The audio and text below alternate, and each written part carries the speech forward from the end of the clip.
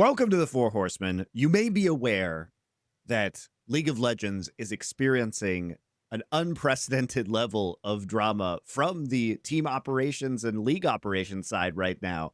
You may have seen it. It's not only the LCS rebrand, it's the turmoil in the LEC with the changes to the winter split. And then on top of that, the cherry on this garbage sundae is Bwipo getting removed from a music video. And joining us again is second RichsWrath, who was part of the LEC franchising process when he was with H2K. So he's an interesting guest to have because we're going to be talking about those deals and what it means for a non-LEC team to be competing effectively in the LEC and the drama that's surrounding it. But let's start off with the Bwipo stuff first, because if you guys are unaware, there was a League of Legends player named Bwipo who said some, I will say, you know, not very tasteful things on his stream.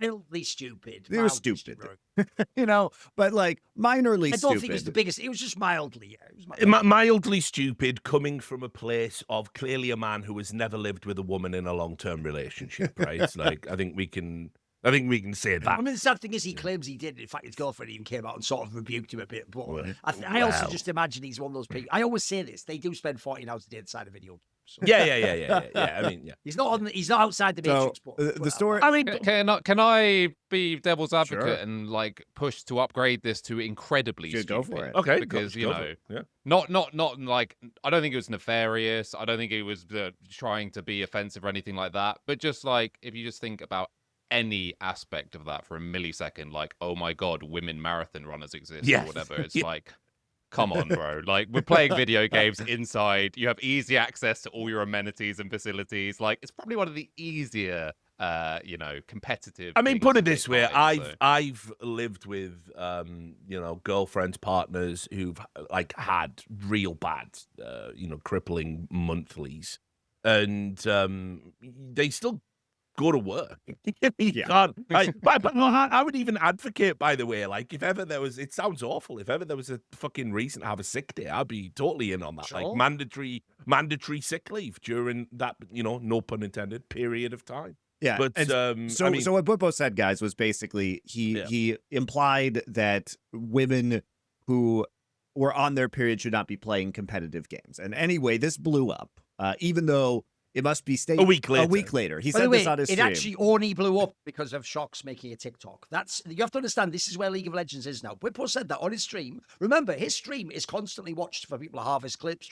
This wasn't seen as anything. It was the nothing thing. No one reacted. A week later, Shox somehow heard about it. She made a TikTok. By the way, she has an enormous TikTok and social media following. Yeah. Then it became a massive blow up thing, and then FlyQuest suspended him and fined him, etc. Yeah. So basically, what happened is this. You know, it started to blow up on social media, and regardless of what you think about it, the following actions were taken, which is that FlyQuest did a meaningless suspension on him, where they tried to get away with the least amount they possibly could, which is to suspend him for one series against a weak opponent when it's a double elimination bracket, so that they would.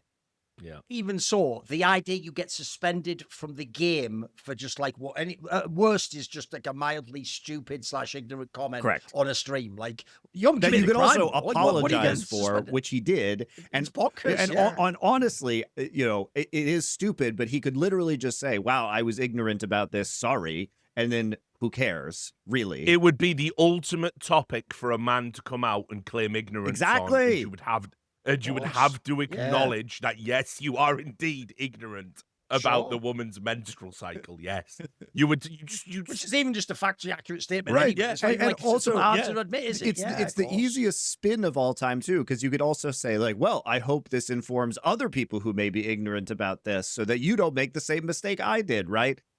So it's not only that; it's like there's actually possibly a teaching moment here that could have been taken, and it could have actually, I think, ended up being spun positively. So he did. You could have made the whole thing a campaign to spread the other message. Correct. By the way, There's also a detail people always forget, which is this wasn't just said by a generic pro. It was said by a pro who spent the last year, every 3 months, just having mad sessions where he would just say all the insane shit in his mind and everything that was bothering him. He even said, by the way, he was diagnosed with having manic episodes or something along those lines. I think it was hypermanic was the exact phrasing. He said he'd been diagnosed with this. And the reason I bring this up is, I'll give you a quick example right now, because you never heard about this, though, Monty.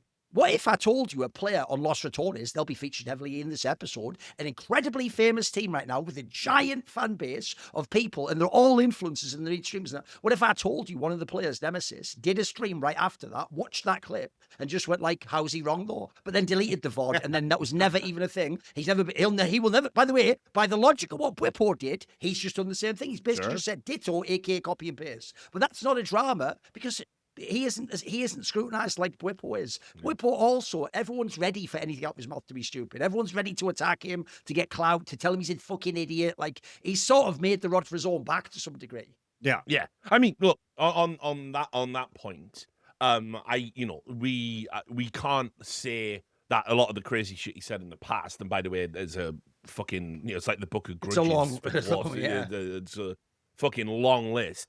We don't know a lot of the crazy shit he said has anything to do with the manic episodes, but I will say, when you are in a manic episode, by definition, the intrusive thoughts win. Like, that is a big part of it. I think we can safely say that if you you've observed Bwipo from long enough, he clearly is not in the best mental space when he says some of these things, and some amount of sympathy is probably deserved. And also, all of us, to a certain degree, especially like me and Thorin, have interacted very personally in Bwipo, and he does.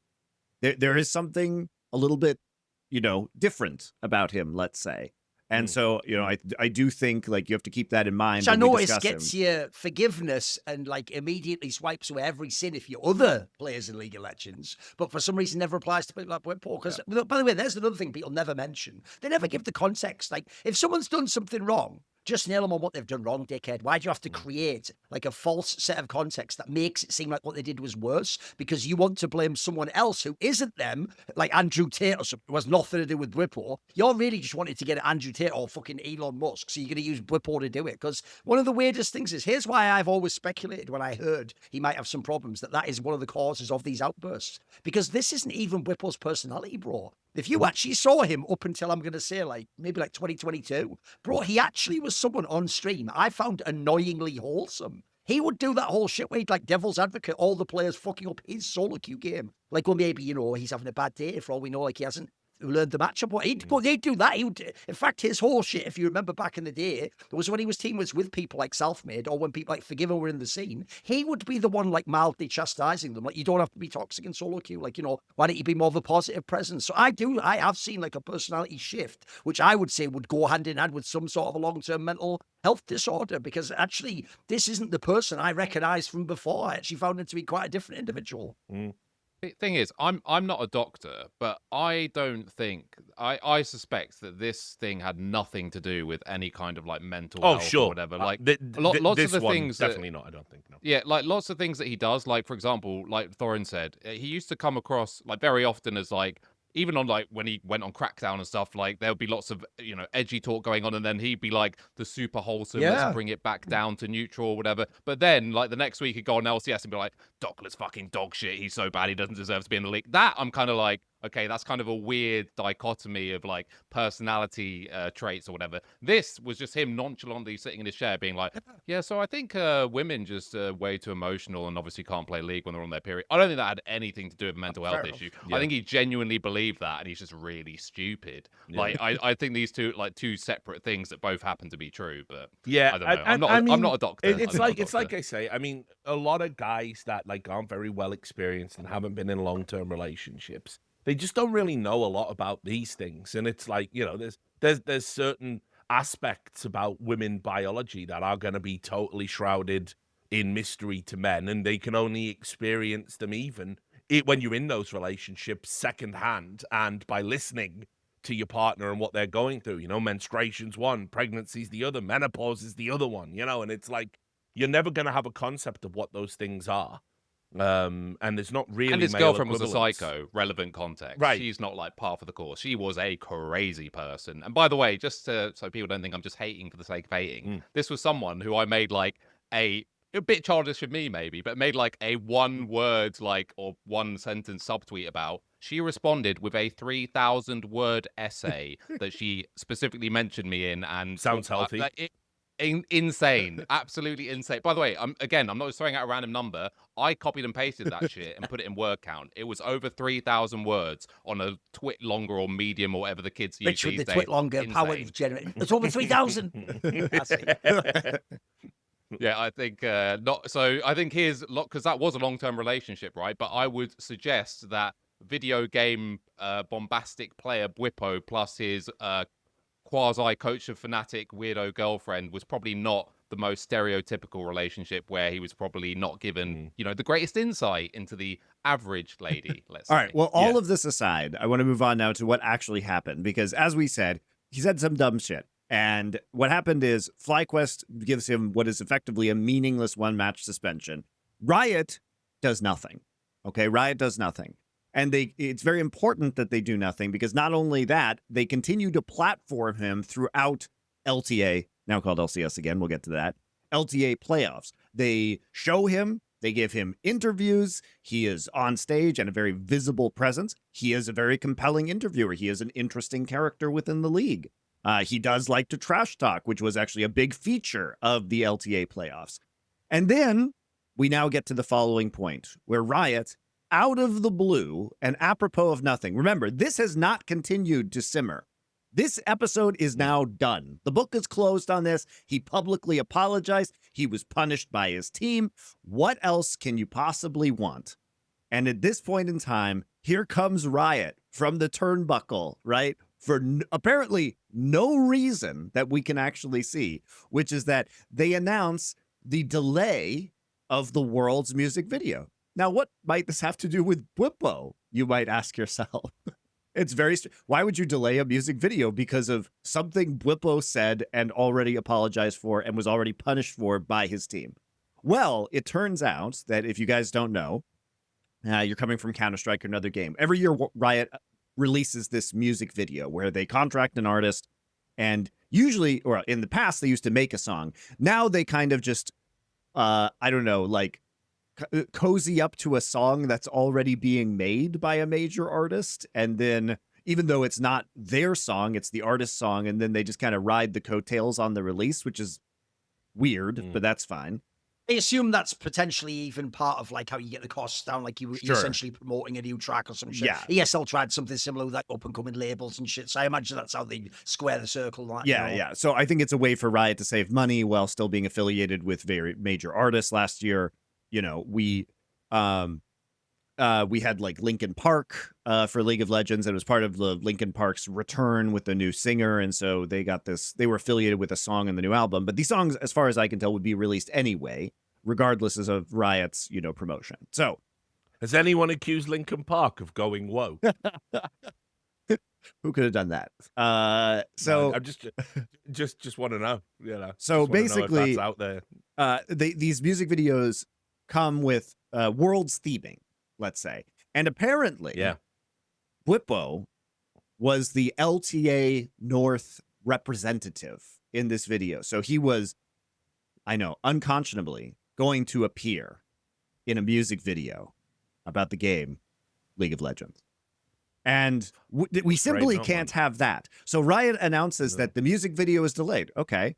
And then they explicitly state the reason. And the reason is that Bwipo appears in this and that he doesn't align with the values of Riot Games, his statements. And so he is being removed from this video, which, by the way, these things are usually animated. They take months to complete. Undoubtedly, this is going to make the music video worse. So it is self-sabotage for a certain degree. And they're doing this for an issue that nobody has talked about in a couple of weeks now. And apparently nobody cares about. And I really don't even understand the beginning of this, because who is the person who is going to watch this music video, see Bwipo, and then not watch Worlds as a result? Who is that person that you're appealing to by removing him? And also, they would have to know that you about this issue or that you removed him in order to be satisfied. So it actually makes no sense, especially when you already continue to platform him on your own broadcast. So logically, the next step has to be that Riot will not interview him at Worlds. They will not put him on camera. They will not feature him at all because he is being effectively shoved into the van with a bag over his head for this tournament, even though he already apologized. I mean, for me, I think this is like, right. There's two things that it could be as to why this has happened. And I'll ask you guys as the resident league expert. So the first thing is it possible that the removal of Bwipo is cover for some other strategic problem that they've had getting the World's video ready on time, and so to earn good brownie points, they've decided to I don't think so. Okay. Anyone else think that could be the case? I don't think so. I think they just saw this as the easiest, lowest hanging pandering fruit imaginable and grabbed it with two hands. I don't know. Okay, but then here's the question I ask then, because this is one thing I'm really uncertain about. I actually have a little trick if you're listening to the show that'll really help your life. You listen to what other people say before you tell them they're wrong. So when I listen to what other people's perspectives are, the main argument for why they had to say this now is because the video's delayed. Why is the video delayed? Just take him out. Because it takes months to make, right? And you have to do all the filming and stuff, right? Explain this to me. This stuff didn't happen last week. Why are we cancelling it now?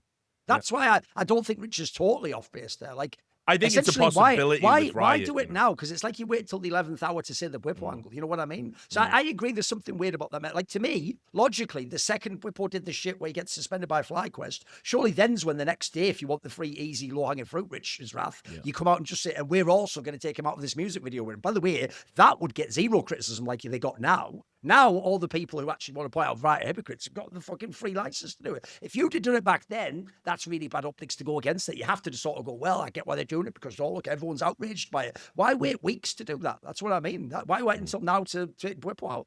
Or say it publicly at least. Do you have an angle? I don't think this is like an opportunity to do anything though, particularly. I don't think it's like Riot was waiting for a window to like, oh, another chance to dunk on Bwipo. While I do think it's cynical and it is the ultimate sort of nonsense pandering angle, I don't think these were like things that like align perfectly. Like, oh, we have to delay it anyway, and because we have to do that, let's just dunk on Bwipo. I find that like kind of so like I say, what do you think the impetus is then? I'm asking you to speculate. Can you what would the impetus to I think Riot, I think the Occam's razor when you deal with Riot is almost always they are unbelievably incompetent. I think you have got me on that one. I might be paid to record on this one. Fair. I think, for example, it could be the case that the video was being like taken from whoever made the original content that they're using, going to post-production, and for whatever reason that process has taken X amount of time. And by the time post-production's finally looked at it, like, wait, shit, we forgot Bwipo's in it. Like, to me, that's actually more likely. Sadly, when you say that, if I imagine like a Riot exec type guy going, let's check out the new video. Is that Bwipo? Like months later after it's all... Sadly, that suddenly does seem more plausible. You're right. When I apply the past history of Riot, that doesn't seem implausible. I will posit another reason. You guys ready?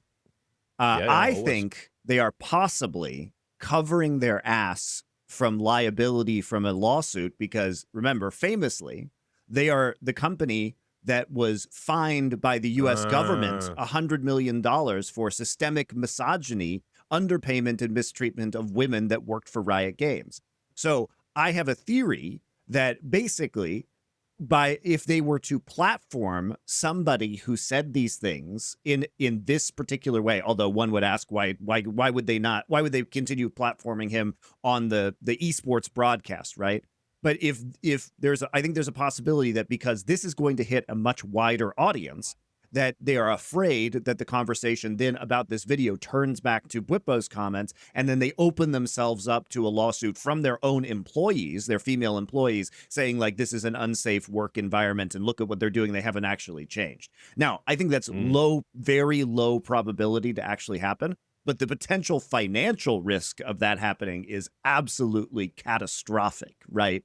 And so it's just easier to take him out because objectively, removing him from this video costs a fuck ton of time and money, right? You have to re-edit this video. Maybe they have to reshoot or reanimate things in order to make this. Like, This decision costs hundreds of thousands, if not millions of dollars, because there's a bunch of rioters who are salaried who are running around doing this bullshit and using their time that they are paid for to deal with this issue.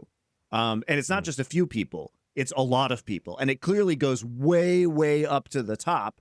Not even probably just of esports, because when they partner with a major music artist, this goes beyond esports and into the entire entertainment wing of the company that they're trying to push forward with things like Arcane. So this is probably like a CEO level decision, if I had to guess in the end. Like, so there's a lot of money being spent to make this decision. I have another question for you then. It's again an open-ended, let's speculate question. Because here's one thing I find really sinister about this. Look, you guys can think whatever you want. I think it is insane that just a stupid offhand comment like that, which, by the way, I can tell you, I already know who didn't watch the whole clip. If you didn't see the bit before what he said, it wasn't even hateful. It was just ignorant if you think he's wrong. Because he even actually, believe it or not, was trying to make some sort of weird compassionate case to like nerd gamers who don't know anything about women, that like this might be a reason why they would be more frustrated. And like he was doing it from that angle. He thought he was educating people. So, bear in mind, that's what he did, which already has gotten him suspended and fined by his own team, publicly chastised by everyone, and now basically treated like he's the biggest piece of shit of all time, right? He's already apologized, essentially served his time. Why? This is the question. If now he can't appear in this video, then logically he can never come back from this. This is some crazy Rubicon he has crossed, where he is so irredeemable, he can now never do it, because he's already done everything you asked him to do. In fact, he's done, in my opinion, more, at the emphasis of his team, certainly, than I would even say would be reasonable. Like, I think the public shame alone's enough, mate. Or just doing apologies enough, you know what I mean? So, I think it's so how do you ever come back thing. from it? Like, do you think next year he can be in the video, for example? I think it's a timeline thing. I think that the issue is, or how Riot is seeing the issue, is that it's seen as like a reward to be in the video. You have to, again, like put yourself in Riot's brain space, which is they believe that everything they produce is amazing, and the peak of your existence is like appearing in our fucking little anime 3-minute video. Like telling I will dominate, you know, you're welcome for us giving you a career. Because exactly. No, but they by the way, Riot they do believe things that. like if they're about to put out like music videos or whatever, they will contact the teams and be like, "Hey guys, we've got a good content idea for you. Why don't you all get on the sofa and record yourselves reacting to the New Worlds video?" It's not just a coincidence, by the way, that teams do this every year, like C9 and whatever. They're like, "Look, there's Faker. Look, there he is. There's the unkillable the Demon King." Like, brilliant, fucking brilliant. Why are we watching this absolute tosh slop? But they do view it as like, the pinnacle of your career is either appearing as one of their fucking skins, you know, in the Hall of Legends or whatever, not the trophies you've won, not whatever your career was, appearing in their digital content or appearing in their music videos, or however they, Riot Games, the ultimate arbiters of the esports space, decide that you're of use. So I think they think this would look like we're rewarding Bwipo. I have a rhetorical question for everybody then, right? Like I'm going to get my Thorin head on and get my rhetoric up, right? So here's the thing. Why the fuck, of all the potential representatives, would they pick Bwipo, given Bwipo's past history, and, as Duncan has put it in the past, him being someone who's waved more red flags than a Chinese national holiday? Why he's also European, though. That's the thing, right? So here we go. This is classic Riot wanting to have their cake and eat it. You know, like, you fucking have a player who has been embroiled in controversy, who says quite openly, I'm going to say crazy things from time to time because I have manic episodes that I haven't been able to get under control. And I'm not saying this has anything to do with that, but let's just say he did have a manic episode and he did say something crazy and nobody noticed the comments about menstruation. Well, we're in the same position. And maybe, by the way, you've already put him in the video by this point. So why take the risk? And the answer is, of course, because Riot go, he is popular, people will like video, there will be memes, So they are willing to work with people who are brand risks up until the point that they go over it. He hasn't talked about why phrenology is solid science or any of that shit. You know, like, pick some fucking insane talking point that would absolutely make you detest the person and would be completely irredeemable in the eyes of polite society. This is a comment based on like an almost like sophomoric understanding of female biology from an under-socialized young adult male. You know what I mean? Like, I mean, it's 10 out of 10 stupid, 2 out of 10 evil. yeah, is, right, like, how I right. would Well, put yeah. it. Well, I didn't Like, even go 1 out of 10 evil. It's like, well, yeah, sure. it's like when boys who are play video games with girls, like, they fucking say stupid stuff. I'm not talking about the sexist stuff. I'm not talking about abuse. I'm talking about making a sandwich joke or something pathetic like that. It's just so risible, you know. It's just like, And guys, it obviously just reeks of immaturity, doesn't it? Yeah. It doesn't really reek of like, It- they've got some acts to go. it's They're like- just an idiot. of right, course. half the time, the Yeah. guys that say these things are unbelievably lonely, would love to course. meet a girl who is Yeah. interested in the same things as them. And when they have the opportunity to do that, because a woman is in their space, they fuck it up by They don't know how to saying react. They don't know what to retarded say. stuff Absolutely. like this. Yeah. Yes, And absolutely. and it just reeks of this. This is like a really Agreed. immature, stupid thing to say. And like, we could have put it this way: we could have all like come out of this as winners, essentially. Yes. Shocks could have made a follow-up TikTok with Bwipo, and Bwipo could have like Be said, great, look, yeah. could have said, I'm really, really sorry, like, to all my, you know, women fans around the world. I'm here with, you know, F here, she's teaching me about this stuff. Like, I'm super sorry. What I'm gonna do is I'm gonna do a charity stream to like raise money for like menstrual awareness month or whatever the fuck. And we all go, okay, that was a bit of a silly episode, but we didn't let our heads go. We actually figured out a way to turn a negative into a positive. But we never do that in esports. It has shades of the Carlos and Andrew Tate thing. Yep. You know, that could have been a teaching moment for everybody. Like, people could have like sat down with Carlos and gone, look, mate, you know, Andrew Tate is, and by the way, I don't even think, chronologically speaking, all of the stuff about human trafficking It hadn't. come None out of at that that come point. out yet, mate. Yeah. None of it So he was just known as a misogynist. He was And- just known as the most horrible man on the internet at the time. That was it. Yeah.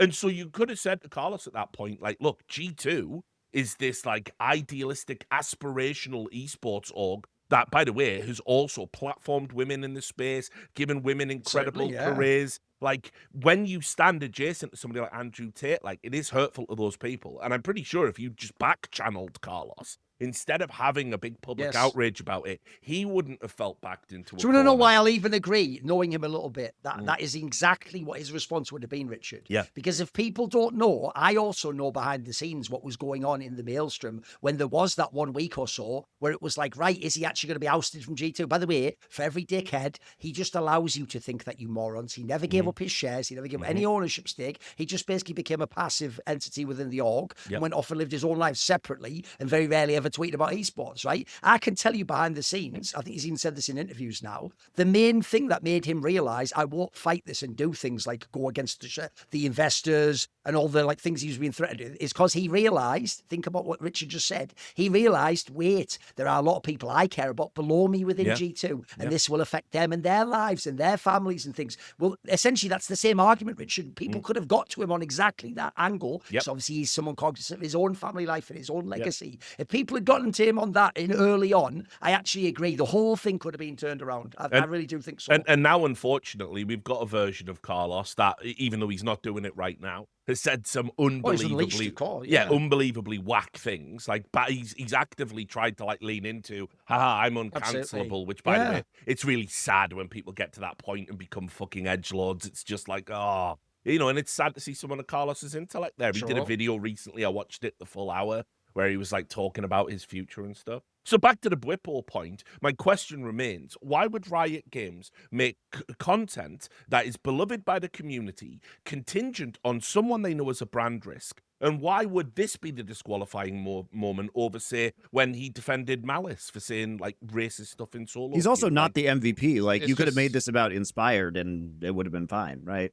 Same thing. It's right. confusing.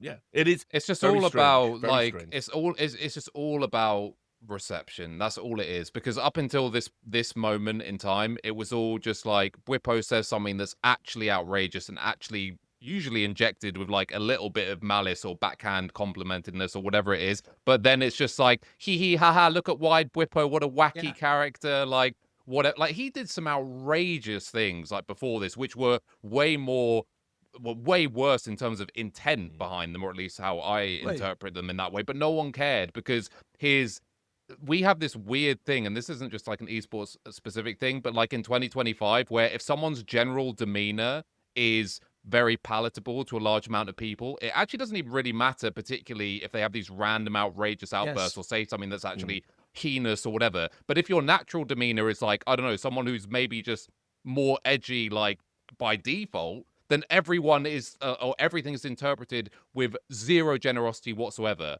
But when it's like, no one in this again, I call go can back relate to the that at all. Keep going. Well, exactly. But I go back to like the crackdown thing where it's like Bwipo Oh. can sit there being like the nice, amiable guy for the whole time. But then if he leaves the show and then says like some outrageous things afterwards about either people involved or some of the topics that are involved, no one bats an eyelid because they're like, oh, but nice, wholesome Bwipo would never say something that wasn't true or that was injected with hate or whatever. And it's like, just ignore his mannerisms, ignore the cadence of his voice, just listen or read the words that he is saying and you will reach the truth. But for some reason, you could say exactly the same thing. You could literally run back that episode or run back all the things he said, but with someone talking in a more sort of edgier way, let's say, using the exact same words, but just different cadence, different mannerisms, and people would hate him. Yeah, and that's why people loved Bwipo. But this is the classic where it's like, well, now it's cross swords with something that's like a modern day issue, particularly on one side of the aisle, where it's like, whoa, and think of like how Reddit driven League of Legends is as well, where we know, you know, the predominant people that sort of control that area. This was never going to land well whatsoever.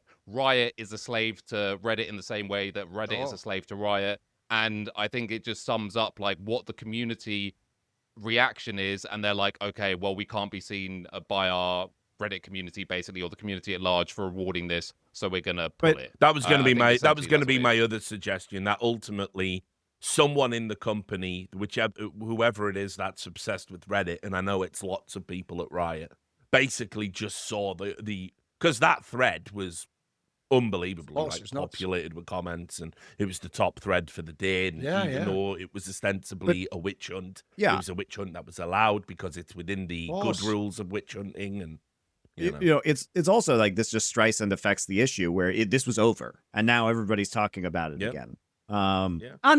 And as I said, here's what I don't get. This is where I may be wrong, because as far as I can tell, everything Saudi related just trucks on no matter what you say or no matter what happens, right? But the thing I don't get is, I agree with Rich. I think someone in Riot thought this is a layup. Like, how are people not going to like this? But the way you have always fucked up is the framing. You don't go, we didn't like what Bwipo said, blah, blah, blah. That'd already leave you like indirectly up. But no, you always have to hit that political frame. This doesn't align with our values. What are your values? What are the 10 commandments of Riot? By the way, they've never been codified. You have these strong values that inform everything you do. In fact, they even inform the optics of how you can appear, but they have never been codified because, spoiler, the second they're codified, as happened. This is why I don't see it as such a great PR move. What happened the second they did this post? The joke is, I had a bazillion people who have all the Alphabet Mafia and all the flags in their fucking bios doing the famously annoying fucking wow, heartbreaking, the worst person in the world agreed, because they all agree with me of like, how can you say these are our values and then go more Saudi money? Like, it just, that is such a jarring fucking effect. Not only that, but they are misogyny the company. They're like that. Yeah, but that's what I mean. It's such an obvious thing for someone to turn around and go, yeah, but you, look at you. Riot is the only company I've ever seen who could eat $150 or $100 million government fine and hold no one responsible, fire no executives. There's a second detail, Monty, that I will always consider, I think, almost as bad as the original offence that got you the fine. The worst detail that nobody remembers is this. You'll all remember the story the second I say it. That in the process of getting to the point where they had to get fined like that, that story came out that suggested they had actively tried to sabotage the legal counsel of the women who were doing the massive lawsuit against them. That alone shows you didn't change or have any remorse. That is actually the crazier part, I think. Yes. It's one thing to have a stupid culture that got out of control and you never put a dampener, you never find it. I agree. That is insane. By the way, you'd already sacrificed at least one executive for that. But then the idea that you'd get away, because by the way, the second part I've said, that genie went back in the bottle, bro. It's only me who brings that up somehow. That is forgotten in memory hole. But your point about the company culture, real quick, the point about the company culture you're making, Thorin, is that it can't possibly have changed because if this doesn't align with their values, your values were discrimination against women. The only reason you were punished was because the U.S. government got involved. You didn't do like FlyQuest unironically did more to Bwipo for this than you did to your own executives who created and fostered this culture. Period. Mark Merrill did cry at that town hall, bro. So I mean, it's right. But like, listen, there's a key detail people always miss out about the $100 million fine, and that is that it was only as low as that because they agreed to have a third-party expert on gender equity supervise the company for 3 years. That was wow. So it would have been even more, right? yeah. So it basically they out of the 100 million, because I covered this pretty extensively. So out of the 100 million, 80 million is for the compensation. The rest of the money is going into funds and other penalties. They had to create like a cash reserve, which was like 18 million, and that was if they ever needed to make pay adjustments based on complaints of like, well, I'm a female employee and I'm not, and I do the same job as a dude and I'm not getting the money. They take the money out of that slush fund and immediately settle up.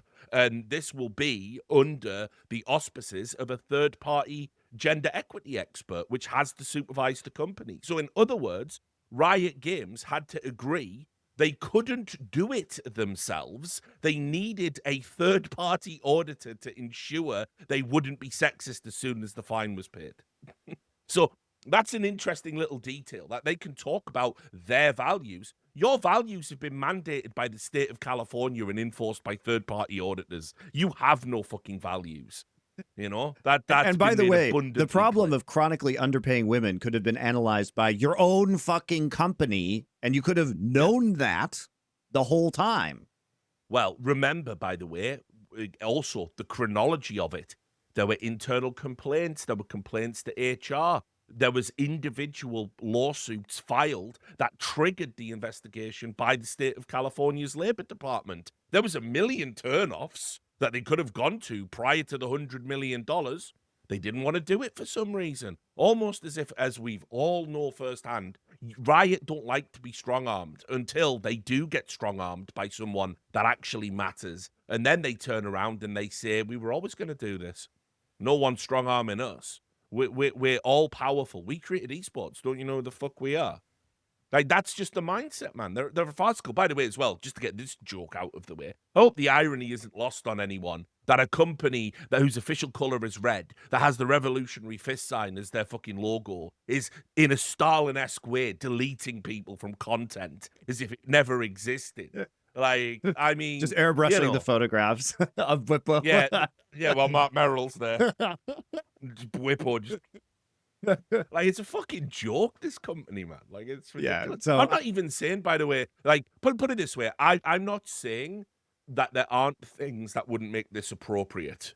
Like if Bwipo had been at a fucking Diddy party or something. Yeah, right? look, it's just this issue is outrageous. Like, it's just not that severe. It just isn't. This is overkill. This is overkill. And if Riot wanted to penalize him, they had the opportunity to do it, elected not to.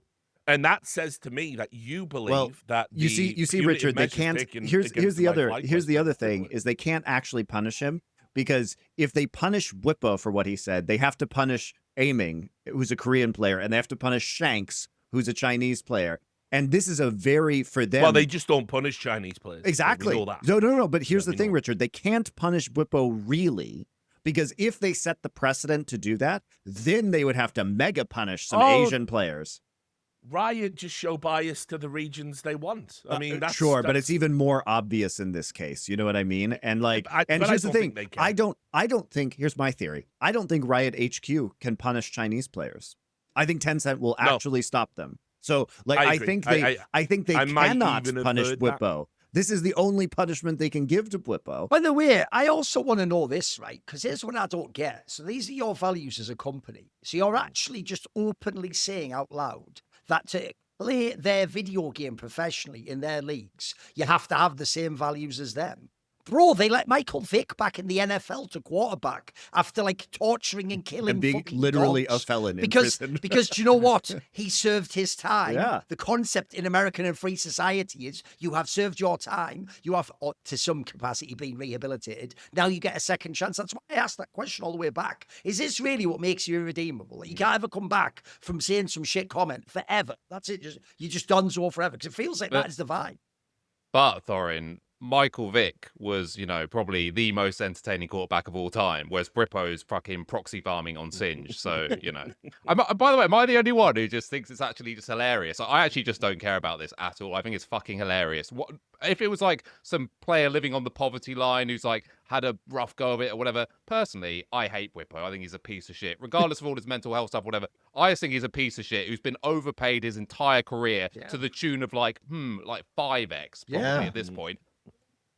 You're not in a fucking Riot music video. Gives a Oh no, fuck, who man. gives Like, a fuck about seriously. that? I know. But obviously, I understand the principle. Like, the principle is fucked up. Riot are fucked up. This is inappropriate. All the rest of it. I'm just saying, like, the end result. I'm just reverse engineering this from the end result. I think it's hilarious, and I hope Bwipo's upset. I actually hope that he cares about this and that it's upsetting him. I think it's hilarious. I don't know. Maybe just me. the That's personal great. That guy's a vibes piece at of the shit. end, I of don't care. course. That might be the most unique take we've had so far, to be fair.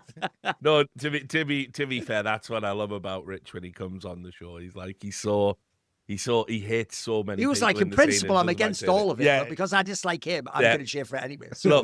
Look, at least he's being honest about it. If it was Abadagi or something who doesn't have like too much to sing about, probably hasn't received that much money over the course of his career or whatever, and it's like a big moment for him, told his whole family, gathered them in the front room like an NFL draft, only to be like, you know what, we're not actually drafting you. Like, yeah, sure, then I'd be sad about it. But it's fucking Bwipo, man. Like, I'm over it. I'll put it that way. I think it's brilliant. All right, are we done with this? Everybody good? Yeah, I think we've the hit thing all is, there's just the not much to say bases because on like this. they're gonna give him interviews at Worlds. So like, what's the point? Like, I don't understand the point of this Well, let's punishment. see. And Let's also, see. like, to even just like rake him over the coals publicly and be like, this video is delayed because of Bwipo is like so ridiculous. Is and I think they. Is it better or worse if they don't interview him at Worlds? I mean, okay, I will make one final point about this, Richard, which is so outrageous. This is what happens. So Riot, they are, to be fair, with LTA North, part of the change in the product of LCS/LTA North has been an encouragement of trash talking, trying to create villains. They actively do things like listen in on comms and like show the text in the game when APA is talking shit or Bwipo's talking shit. So they have egged these players on to talk shit. And by the way, the inevitable result is that when you have people with limited socialization, they are going to cross the line, even with complete socialization. If you are rewarding the players for behaving in this way, eventually they're going to say something you don't like. But if you swear, Monty, this just happened recently. Everyone did the thing they always do with Korean imports, where you teach them insults we use in the West. So I think it was it Porby from Fnatic Rich? There was one where basically he already did a tweet that was like calling a player a monkey. Now, luckily, there was no racial component involved. But again, I always told people, the second you open that door, bro, one of these players who's not from your culture is going to think you just call everyone silly and soul like you're a monkey, and he is going to fall into a similar sort of a trap. But you're right, but people want the banter. So until the second it goes over the line, it's hilarious. But the point is the product, and LEC has not done this as much, but LTA has, especially if you've watched it, pushed for even the format where they select each other. They're trying to have them talk shit on stream. Like the minefield that they have entered into, you have to accept that this is a risk and that somebody's going to cross the line. And if you just, if not only this player gets punished, right, by the team, but then Riot comes out of nowhere and just wrecks him for apparently like no reason when the issue is over. What message does this send to the players who are trying to create the product that you want? Like, what are you doing? What's the long-term vision here? Do you want the trash talk? You have to accept that this is just going to happen sometimes. And you have to have, you should have a method of dealing with this in place. If you think to yourself, wow, we really want trash talk, you have to have the contingency plan and the steps you follow for what happens when this goes on. Because now what you've done is you just made everybody afraid. Now you're just going to get worse trash talk and you've long-term like wrecked your entire product goal, which is, I know, exactly what the LCS did anyway. So it shows that they're just fucking idiots. But this is another extremely short-term decision by Riot where you can't just completely annihilate somebody for doing this, especially when it's so mild. My God, like it's honestly, the more I think about it, the funnier it is. It's just the most unnecessary so drive-by unnecessary. shooting of all time. Like, what is the point? But because it's Bwipo, it's a little bit funny. Like, it's just so stupid. Like, just why? But But you know what I I'm all mean? in. Like you can't just encourage people to do this and then just bring the wrath of God on them when they do it slightly the wrong way. Yeah, Yeah, well, it's I mean, ridiculous. that is the Riot way. But not to worry, because it's a drop in the bucket for Riot stupidity, isn't it, this week? So, whoa, sorry guys. I just needed to take a nap. I mean, that North American League of Legends was just so boring.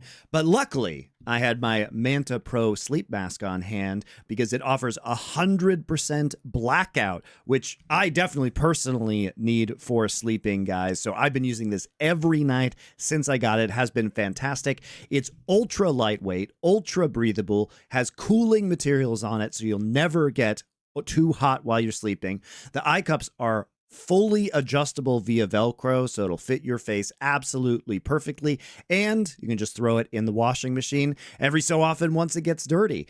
I need full blackout to sleep, so this Manta sleep mask, the Manta Pro, has really, really worked for me. I definitely would go ahead and recommend this. They also have options like a Manta sound mask, which has Bluetooth headphones attached inside of it if you like to listen to music or other things to relax you while you guys are going to sleep. Definitely go to mantasleep.com and use our code HORSEMEN, that's MEN, horsemen plural, and you'll get 10% off your purchase. So if you've been looking for a way to sleep more soundly, if you need that blackout, Manta Sleep has got you covered. Try it, guys. It's great.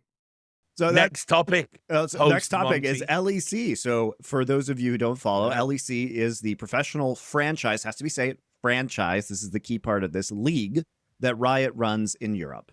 And Riot has a problem, you see. And the problem is that Kadril, their by far biggest co-streamer in the English language, has created his own team. And he exists in the nether realm of what are called the ERLs, which is the tier 2 scene that is operated by Riot. But unlike, if you guys are coming from other games, Counter-Strike, for example, there is no interaction between the tier 1 and the tier 2 scene. There isn't a way for these teams to get into and compete at the premier level. Now, his team, which is called Kadril's team, which is called Los Ratones, has a bunch of famous streamers, former professional players who are now playing in a team that is heavily promoted by this big co-streamer that has created an entire universe of content around it and that is very, very popular.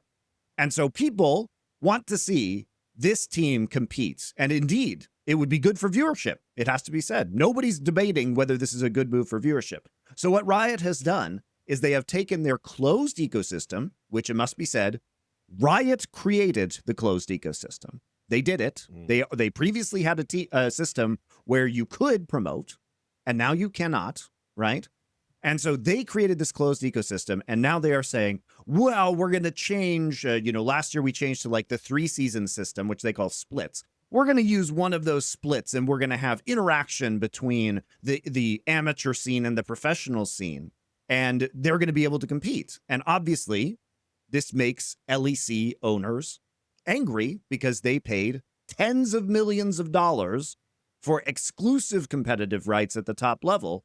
And particularly, this made Karmine Corp, the French team, very angry because they were basically the former iteration of Los Ratones, which is an extremely popular ERL team, hosted by basically owned by a major co-streamer. And even they had to pay $20 million or whatever, the premium price. To be fair as well, they are worried about Los Ratones usurping them as the most insufferable I think fan that's base. less of an issue because they're never going to reach the French audience. So, like, how much do they really care? I'm sure there's some of that, right? I'm sure there's some of that, but they do. I mean, I was making a joke about both fan bases being okay. insufferable showers of I shit. thought Monty was going to No, say, by the way, well, it's not an issue because they don't have a chance the to most, overtake that's Casey even as the most something insufferable that I fan have base. seen very rarely discussed because this whole topic, because of how popular Los Ratones, became two things. It became, do you like Los Ratones? If so, this must be good. And would you like to see Los Ratones play? If so, then it must be good. Like, people ignored all the principles. Like, put it this way, Kometo, who I normally am not aligned with, I am completely on his side right now, right? He actually has a way better test case to be allowed a guest slot into the LEC years ago instead of having to buy in than Los Ratones does. Sure. Did you know that before he ever got into the LEC, Karmine Corp used to fill actual real-world stadiums as if they were fucking Real Madrid in football just to sign players, to have exhibition games against teams, like not even real tournaments. Like they could fill a whole stadium where like Riot, if they held their own finals of LEC, would be lucky to get 5,000 into a stadium to see literally the GOAT of EU win another championship. They couldn't do it. They could barely do that, mate. So Karmine Corp's case was way more slam dunk. They even had an equally large, just wasn't in English, massive streamer associated. And then they also had, let's check notes, a national fan base that is mobilized behind them. If anyone ever deserved a guest slot where you don't pay, and in fact, by the way, I even think the difference is you might even, as the other teams have agreed to let Karmine Corp come in, mate. They were going to bring so much to the league. You could see how the G2s of the world were ready to like and bring them in and then banter with them and attend these events. Everyone wanted them in. The difference is no one thinks, and by the way, here's another one for you, Los Ratones fans. Karmine Corp paid their players. They had their players in ARLs. They housed them. They didn't do stuff like just go, lol, are you ready? Do you know everyone loves to make fun of everyone in esports? Lol, you're doing it for the exposure. That's what Caedrel's fucking players, as far as I can tell you, dickhead, to some of those famous European players of all time is lols. Well, you'll get your stream exposure by playing for me. I just get to be an owner for free, essentially. I get all the, it's the craziest min-max I've ever seen in esports. So one, Karmine Corp basically should have already had that, in my opinion. Like, I think that part's insane. And then also, then you come to this part where, fuck, what was the other thing?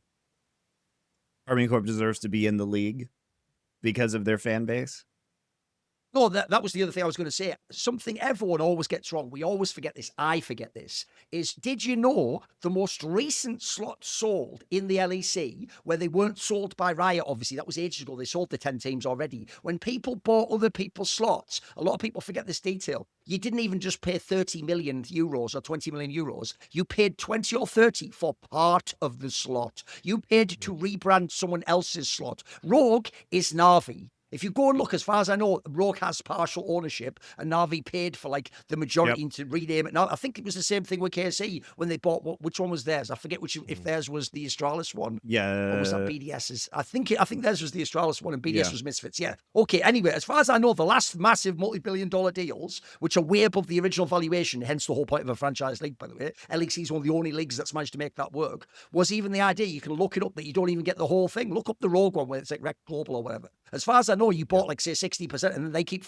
bro, I paid 30 million for 60%, and then he gets in for free. And then lastly, there's a quick detail that I always see everyone get wrong on this, which is they go, hey, bro, it's one tournament, it's a preseason tournament, it's no biggie. No, you literally can become the LEC champion and then go to first stand, the international tournament, and by the logic of Riot, could become the world champion as a team that until 10 minutes ago you weren't paying anyone. Like, what is that? It's actually, no joke, this is the test case of credulity if you are a fan. Like, to think this is a unanimous good, you have to know nothing about the economics of the industry. Yeah. By the way, with the team sales, like I find it hard to like track and remember all of them. Obviously, Schalke sold for whatever, Misfits sold at some point. Sometimes it's like we're taking the slot, sometimes it's part ownership, whatever. I do think I can't remember the specifics, or I'm not even sure I know the specifics of like the Rogue Na'Vi thing.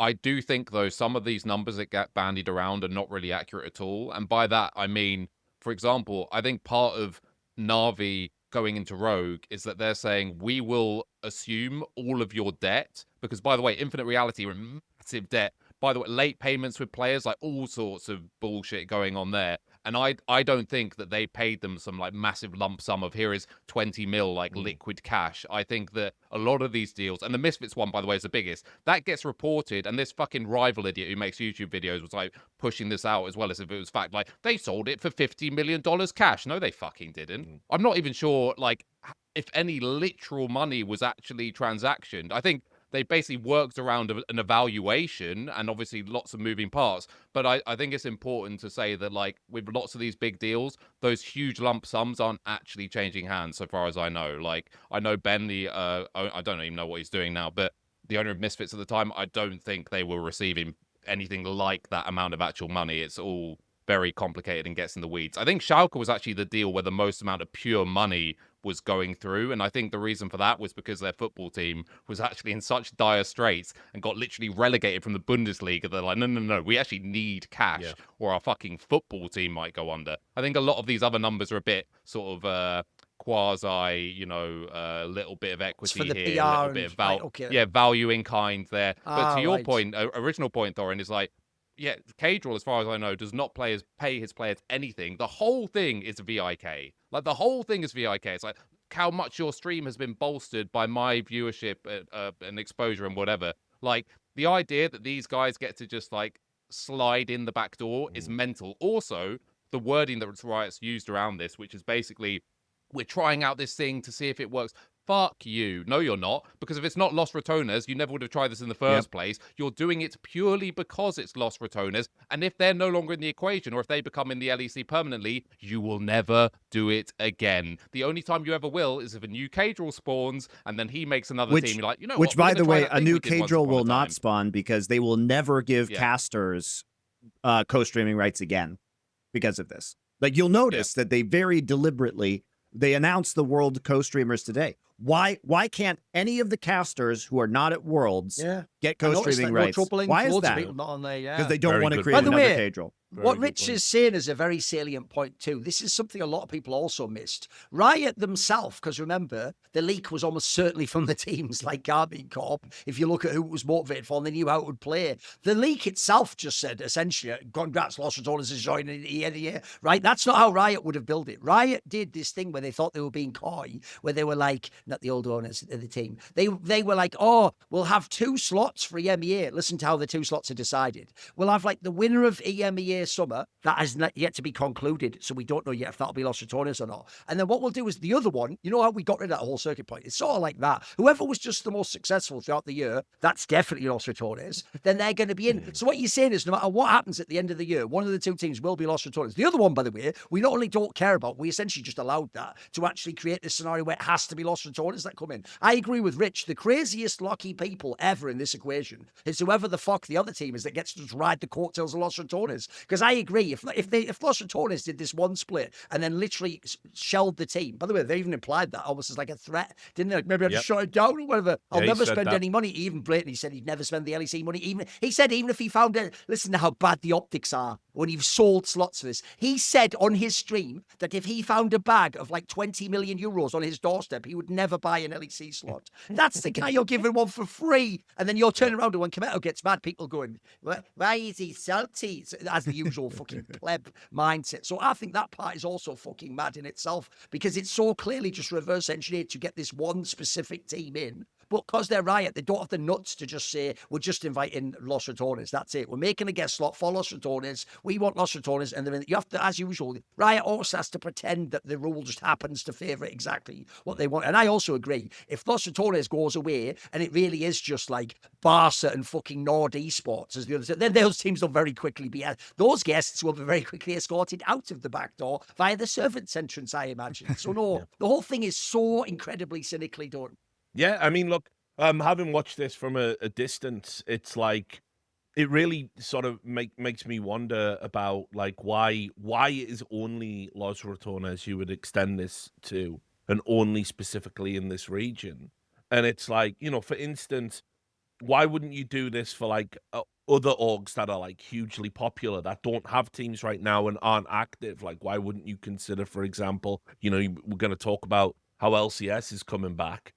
Why wouldn't you reach out to TSM and be like, let's work something out? Or, because like, I get why they want to do it in terms of like just the raw popularity. But the problem you've got is you can't then say to your business partners, look, we know we charged you 20 million for the privilege, but have you seen Cadrel's numbers? They're going to pay for itself many times over. A rising tide raises all ships, guys. There was none of that energy when you were nickel and diming back in the franchise league era when these things were coming out. You were even gaslighting all of the people that were buying into it, telling them these were assets that could only appreciate in value. When of course we know the reality now. You know the common refrain also. Why don't you just pay back all the franchise fees, brother? They've successfully conned someone into selling a cow for magic beans. Yeah. You don't fucking offer a trade back option for exactly one to what. You're mentalist. I've already got the money. The one thing I'll never do is give up the franchise fee, mate. Whatever I got from that stays in my Smaug fucking den. Well, also, I mean, paying 10 European teams back their franchise fees would cost hundreds of millions of dollars. Like, because they would sell them at, first off, Riot just signed a new team participation agreement, which is the re-upping of the franchise model with the teams. And so these teams have leverage, and you can't just abolish them because then you get sued and you would lose because you are in violation of a contract. And like very clear violation of the contract for you to continue running the league so that these assets have value. And also, you know, as big as Riot is, you don't fuck with the billionaires that are behind the venture capital entities of these teams that you, by the way... LECs in fucking Germany as well, bro. Those laws that you were going to get annihilated by that. But I mean, Riot forced the shotgun wedding of investors to the teams, and now there are big, bad, very wealthy investors that are involved, much wealthier collectively, especially than Riot Games. So you don't want to get into a legal battle with these people. Yeah. But just also as well, I just want to add on, like, there probably is some sort of compromise where you could all meet in the middle. I mean, first, let's also just add to this, like Los Ratones, they're not very good. I mean, like on an LEC level, you know, we're seeing them struggle to even get to the breadcrumb trail that would potentially bring them into the league. The talk about them potentially being like airlifted to have a chance to go to Worlds. I would say to people who are thinking that this isn't true, remember how Karmine Corp was winning everything and then took that roster into LEC and immediately got shit stomped. Yeah. I mean, like, you have to understand. They didn't have Nemesis though, bro. You don't understand this guy, mate. I've seen him go toe to toe with Chovy's alt account on solo queue, and let me tell you. Right. But so the other problem you've then got is, like, if Cadril, like, can we just put this on the table? We've obviously done a show against Cadril with the EWC bag, and he probably thinks at this stage we all fucking hate him and we're banging on him for no reason, and oh man, it's hard at the top, you only have haters, etc., etc. But like, what qualifies him to be an owner? Like, what mechanism does he engage in on a daily basis? Look, I don't know. You know, if in my experience, if you're a former caster, being a team owner, you know, it comes really natural. No, but hang on. You're an educated, you know, guy that's held jobs in companies, you know. Like, as someone who was literally Cadrill's actual boss, I can tell you that I wasn't sat there thinking, you know what, give it a couple of years. One day. This guy. No, but here's the thing. There's a very salient point you're making as well, which is this. Even consider two famous instances of one franchising and one what they do in the VCT partnership. So back in franchising, one of the sets of people who set the wheels in motion for franchising, Immortals, who at the time had been in the Summer Split finals, did not get into franchising because their application was considered subpar, and therefore they were not deemed to be either like financially or in terms of like brand fit a good partner to have in the league. Then for VCT, the aforementioned Carlos incident meant that G2 couldn't be in VCT initially, right? So the premise goes, like, we are checking people who know how to run a competent business. You might know the reason why, Monty. They don't want people to get paid late. They want to know that you will not like scam the players. They want to know that you can set up an environment, blah, blah, blah, all the rest of it. Again, where would any of that fit Cadrill's thing, by the way? Like I'm told all the time Carlos is evil, right? For how he treated Perks. He literally made Perks with the side of a pen a millionaire who was set for life in his home country. But Cadril just saying, essentially, like I said, what everyone else tells me is a grift in esports, which is you tell them, I'll give you free exposure in exchange for your labor, which I will profit off. I'm told that, and by the way, everyone goes, no, but Thurin, they all got sponsors. As far as I can tell, all from the fucking agency that represents Cadril. Am I missing something? Like, it's the most insanely like incestuous business in that sense. Well, but that somehow makes you like the best possible owner. Someone who basically is on some like fucking some wild angle where you haven't proven anything. Like what I'm getting at, just to dial into the specifics, is Riot Games has always had, like, you know, an equivalent of what we have in football in England, which is you know, the proper person's test. You know, are you suitable to be an owner? They have held some people up to unbelievably high standards. They have held businesses up to unbelievably high standards, because they have concerns about, like, where the money's coming from. You know, they've denied people entrance into the league on the basis that, you know, we've looked at their financials that they presented to us, and they don't make sense to us as a business, so we don't want to take that risk. And obviously, we also know, because it's Riot, they wield it like a weapon. Sometimes they say that and it isn't true, and sometimes they do turn a blind eye to people whose particulars might not be as great. And, you know, they've let owners that have engaged in negative behavior just continue to stay in the league, and then they've been really overzealous with other owners. So my question is, if Cadril has a stream team where everyone is playing for the vibes and getting paid in exposure, and therefore it is not a real organization, something Cadril himself has said publicly, repeatedly, that it's not a real org, and therefore they shouldn't be held up to the standard of other orgs, and how could I possibly raise 20 million? You know, like, why should I be expected to pay? We're not a real org, we're a stream team, right? So if he's saying all of that, well, what happens when you bring them into the league and now he's got a stipend to manage? He'll have to pay the players. Don't they have a minimum salary requirement in the league, right? Yes. I mean, within Germany, you'd have to anyway. Yeah, right. You've got German labor law to negotiate all of a sudden. You've got an entirely new level of behavioral standards to enforce upon your players, which, by the way, unless you'll have to hire a general manager. He can't do it. I mean, unless is he going to stop streaming? Oh, no, don't worry. They already hired Kieran from Love is Blind UK. He is their current general manager. So safe hands, safe hands. You know what I mean? It's like I don't think, like, Riot are thinking this through optically for, like, what industry people think about this. Like, if I was an organization, because, like, say whatever you want about Karmine Corp fans, Karmine Corp is an incredibly well-run organization. They have done, like, really good things in the space, as loath as I am to say it out loud, because of the fan base. They've been transformative for the European scene. And, by the way, that's not an accident. You know, G2 were that before that, you know? Like, they obviously have a fantastically well-run org. They hire competent people, or rather they used to. They were run really well, and they had managers across the board, from social media management to behavioral management to, you know, PR. They had all of these competent.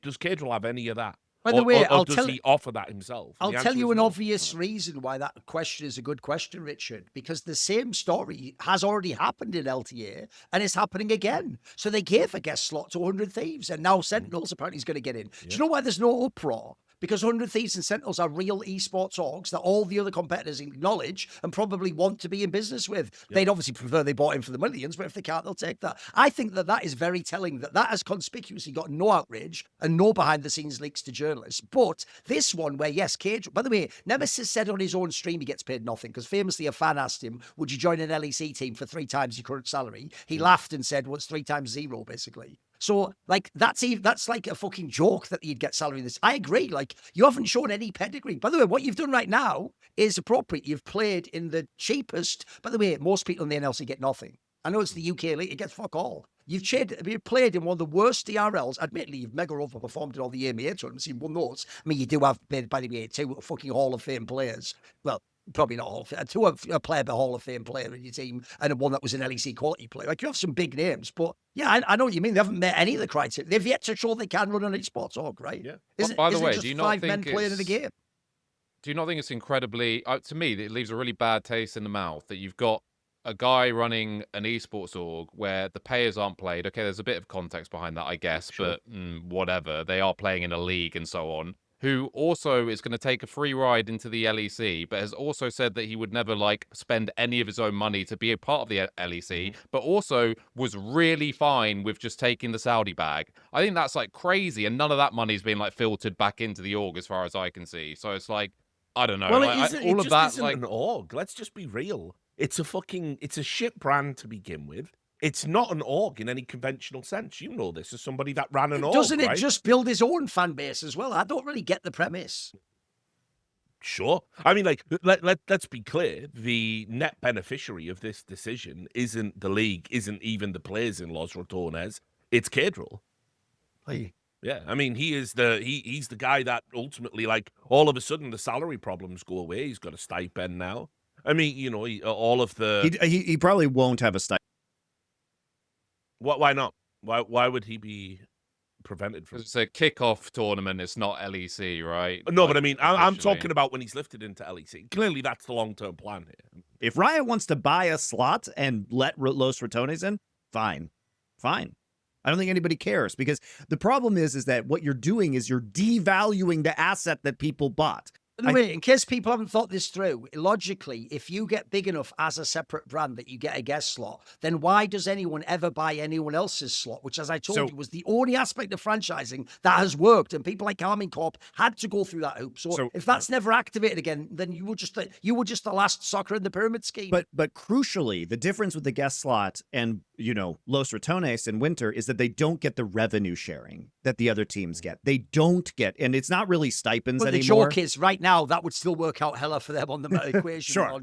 In NFL, that's soccer not to get the revenue. But like, right now, that just means they don't lose for an org that pays $0, who will only its purpose is to promote Cadril and its players' streams. This is actually very beneficial. But I don't think even if they got into LEC via guest slot, because Sentinels, let me be very clear, 100 Thieves and Sentinel, when 100 Thieves bailed on the franchise slot and it turned into a guest slot, they were no longer receiving the revenue share. Okay. So that is what Sentinels, that is the experience that Sentinels is opting into. And you could say, well, they would probably, you know, what is the value of an LCS slot right now? Nothing. I mean, not much, really. And like, would they lose more money by spending money on a franchise fee versus just losing money hosting a team? And if they're confident that they can, you know, make money via sponsorships to cover the, you know, falling costs of an LCS team, because nobody fucking watches that region anymore, which we'll get to, then that's fine. But people who are mad are missing the point. You can get mad that franchising sucks. You can get mad that Los Ratones isn't an LEC. You could say that this is objectively good for viewership. We can agree on all of these things, by the way. But the problem is that Riot created the model, and you can't just suddenly devalue the assets, because that is a very bad long-term strategy. Whatever you think about the entertainment factor of LEC in Winter this year, it is devaluing the assets of the LEC. Because you are saying, okay, well, we promised you exclusivity, and the value of your slot is the only value is exclusivity to tier 1 competition. And so when we just say, well, we're going to add another split, and also this split doesn't matter, which also we can read between the lines, because what Kameto was tweeting about with Karmine Corp is, he said, what's stopping me from sending my team to boot camp in Korea for Winter? And what this tells us, guys, is that the back door to this that Riot has done contractually is they said, well, you know, those contracts that we had you sign about exclusivity, well, they only applied to spring and summer split, and we just added this winter split. So now we can do whatever we want with it. And that also means that the teams are not contractually obligated to play their tier 1 rosters within that league. And in a way, it is a good idea for Karmine Corp or Mad Lions or these teams to play their ERL rosters, their tier 2 rosters, to get them more experience, and for them to take their primary teams and fuck off to Korea to boot camp to include. Like, it's actually just objectively a good idea. But what Riot has done is they have broken their own rules about that competition, and they've opened Pandora's box, because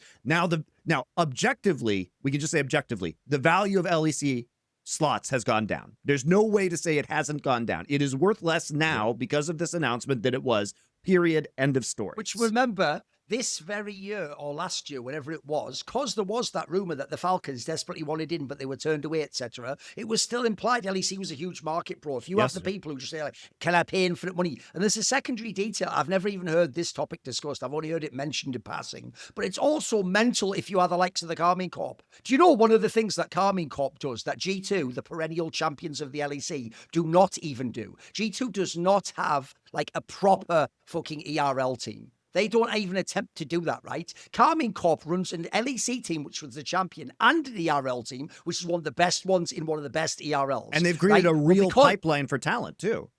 Think about this. Because you made the context, instead of just saying, I'm inviting Los Ratones, this is a Dana White business move, their box office, I'm going to get them in the league. Because you said, I'm letting 2 EMEA teams in, the the ERL teams of people like Karmine Corp compete in the EMEA tournament. What if they won it, Monty? Logically, you wouldn't be able to bring the second team in. So you've also now devalued the fucking ERL slot. It is so mad how they have actually just fucked their current business partners for someone who isn't yet a business partner and won't even be buying. It's so, like, I totally am on the side of Casey on this one. It's crazy. Yeah, Yeah. and Well, I also mean, like Kometo strange bedfellows, probably had right? to sell part of his ownership in his team to afford, because like He even said the same thing. He said the reason I can't boycott is because I have all the investor pressure, yes, obviously. so but I've sold like off. Yeah. how is it fair that Kometo created his own phenomenon with his own money, and then to buy in, he had to buy into LEC, and no streamer, by the way, except for maybe I've XQC, actually is rich I've enough to actually buy got- the slot.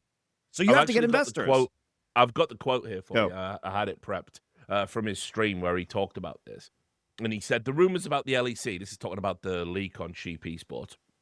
The rumors about the LEC, they're real. This is what's happening. It's real. And again, the version that was leaked is a far less egregious one compared to what was planned at first. Far, far worse than the leaked one.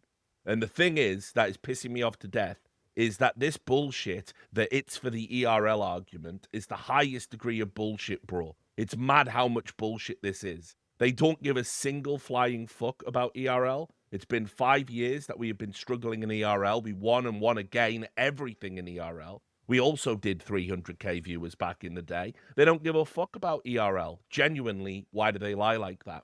And I said that to their face in private, mind you, during the meeting that went from 9 a.m. to 8 p.m. the day before the match. They really don't give a shit about ERL, mate. I'm going to say to y'all, he dropped a y'all, apparently, what's happening? Los Ratones are a UFO. They make crazy stats, all of that. And I'm fine with it, no problem. We all agree that Cadrill's team and everything is crazy. They're doing crazy stats. But we also did crazy-ass stats. We also turned upside down ERL. Without K-Core, there would be 15 less clubs in ERL right now. And yeah, By the way, just to Yeah, corroborate jump what in. he's saying quickly, I'll tell you a detail about Karmine Corp that I, in the past, have obviously portrayed as crazy, but it very salient to this conversation. Did you know that when Karmine Corp took Reckless, who was the most famous European player ever, he is way more famous than Caps, literally the numbers show you this, they took him from G2, the number one team in theory in org. They took him to an ERL and paid him something like 300,000 euros a year. Meanwhile, Los Ratones has the same Reckless for free.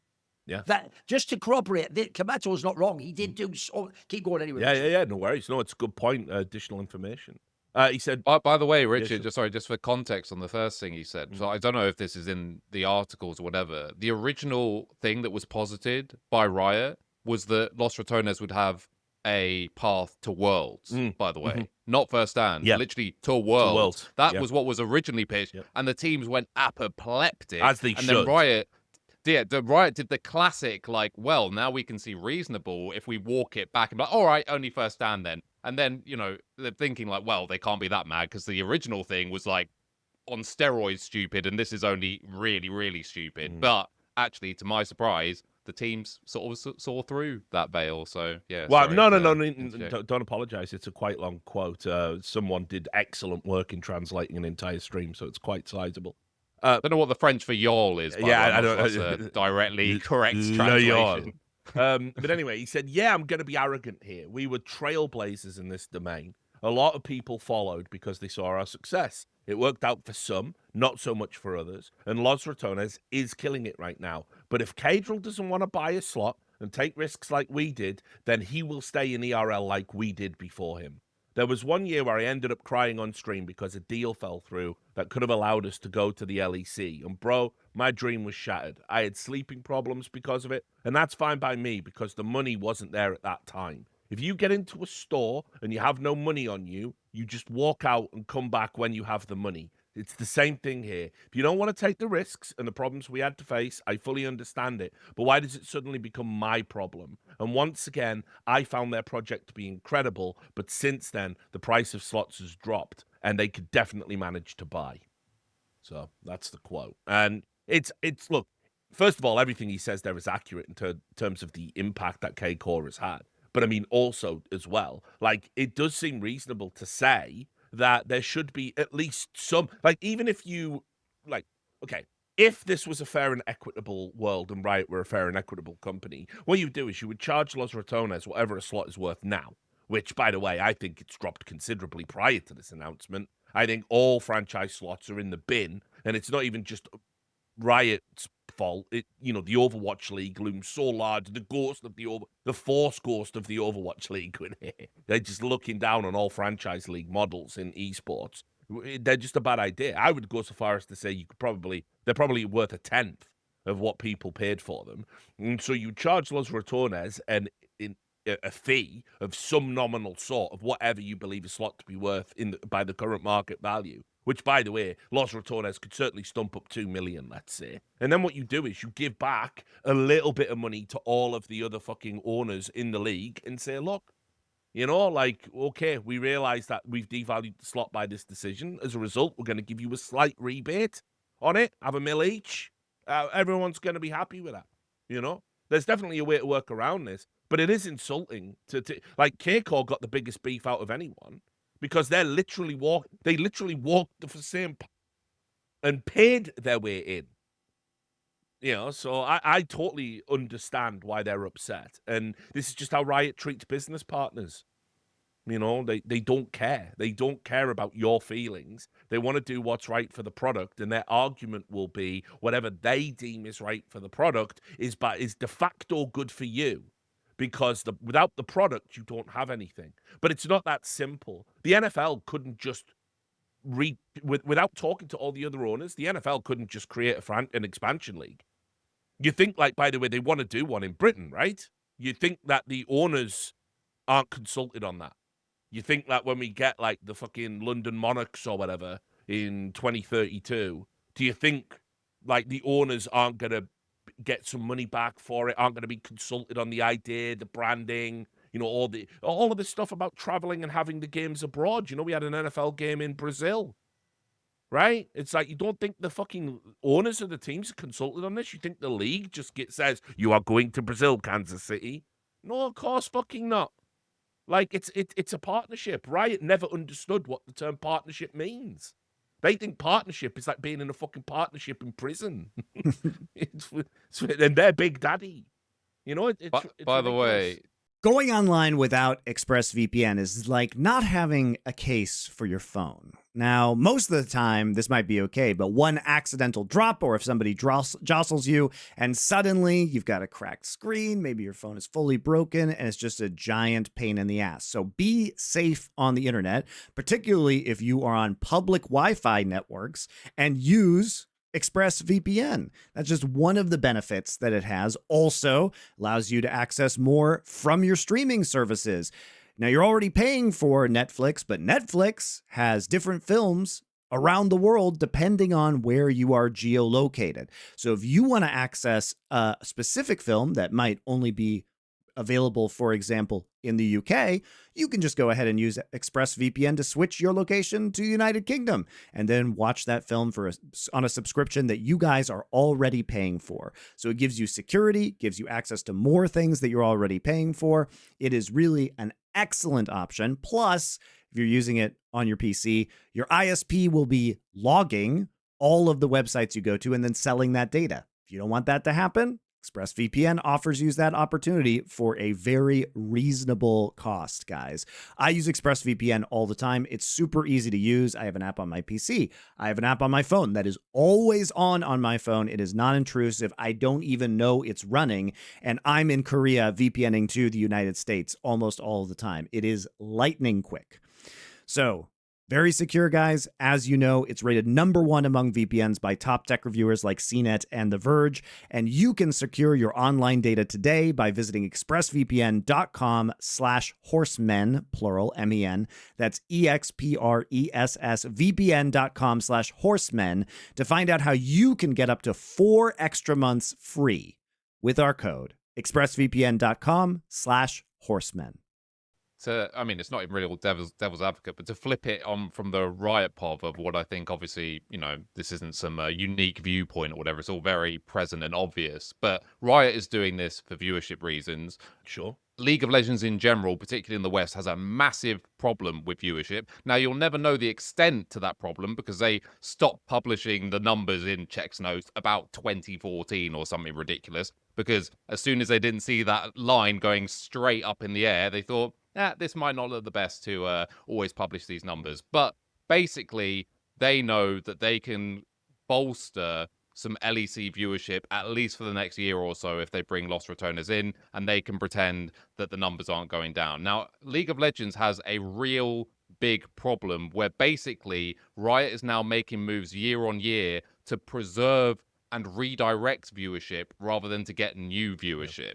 And why this is happening is ultimately because you will not find people who watch League of Legends esports who do not play the game, or at least played the game at some point. Obviously, there are loads of people now who don't have time to play the game, or they don't. I mean, I don't think any of us play the game. Maybe you do. I haven't played the game in fucking years, but at one point, I'm sure we did all pick up a mouse and keyboard and play the game. Yeah. To just understand it on some level. I You will not uninstalled find it fans. before Vanguard, but Vanguard would have been a deal breaker. Obviously, Yeah, so. I haven't Well, played it yeah. at all since Vanguard came out.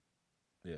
Sure, but that is the biggest problem, is that you cannot get new mainstream people to understand League. It is not a viscerally easy to understand intuitive game. Something like Rocket League, which obviously isn't as popular as League of Legends or whatever, it's football with Or flying Counter-Strike. cars. Like, it's a pretty... Yeah, it's a basic concept, like see head, click head, you know, in Counter-Strike, like see goal, kick ball in goal with car.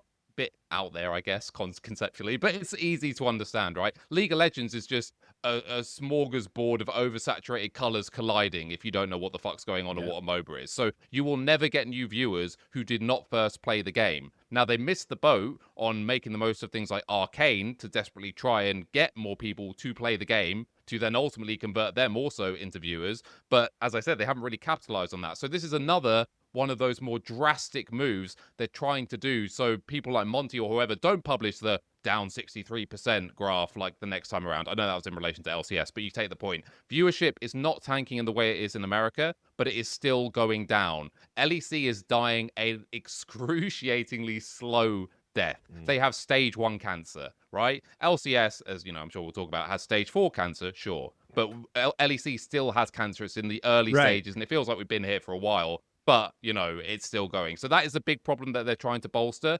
And Los Ratones is the ultimate bandage for the next, call it, year and a half, 2 years, where that's going to, like, pique the interest. So that's why they're doing it. And that's why they're saying fuck you to all just like Kometo and Ibai were the previous bandage, where they, you know, and honestly, they got thrown a huge bone by Kometo and Ibai's interest, because they brought along these new fan bases that didn't exist previously, got them into League of Legends, and then massively boosted LEC's viewership. But if you want to see how that went, just look at how Ibai just had his Valorant slot revoked because he wasn't doing the co-streaming that they expected of him. So they just stole his Valorant. Well, I mean, obviously, sorry, I will be more precise in my language.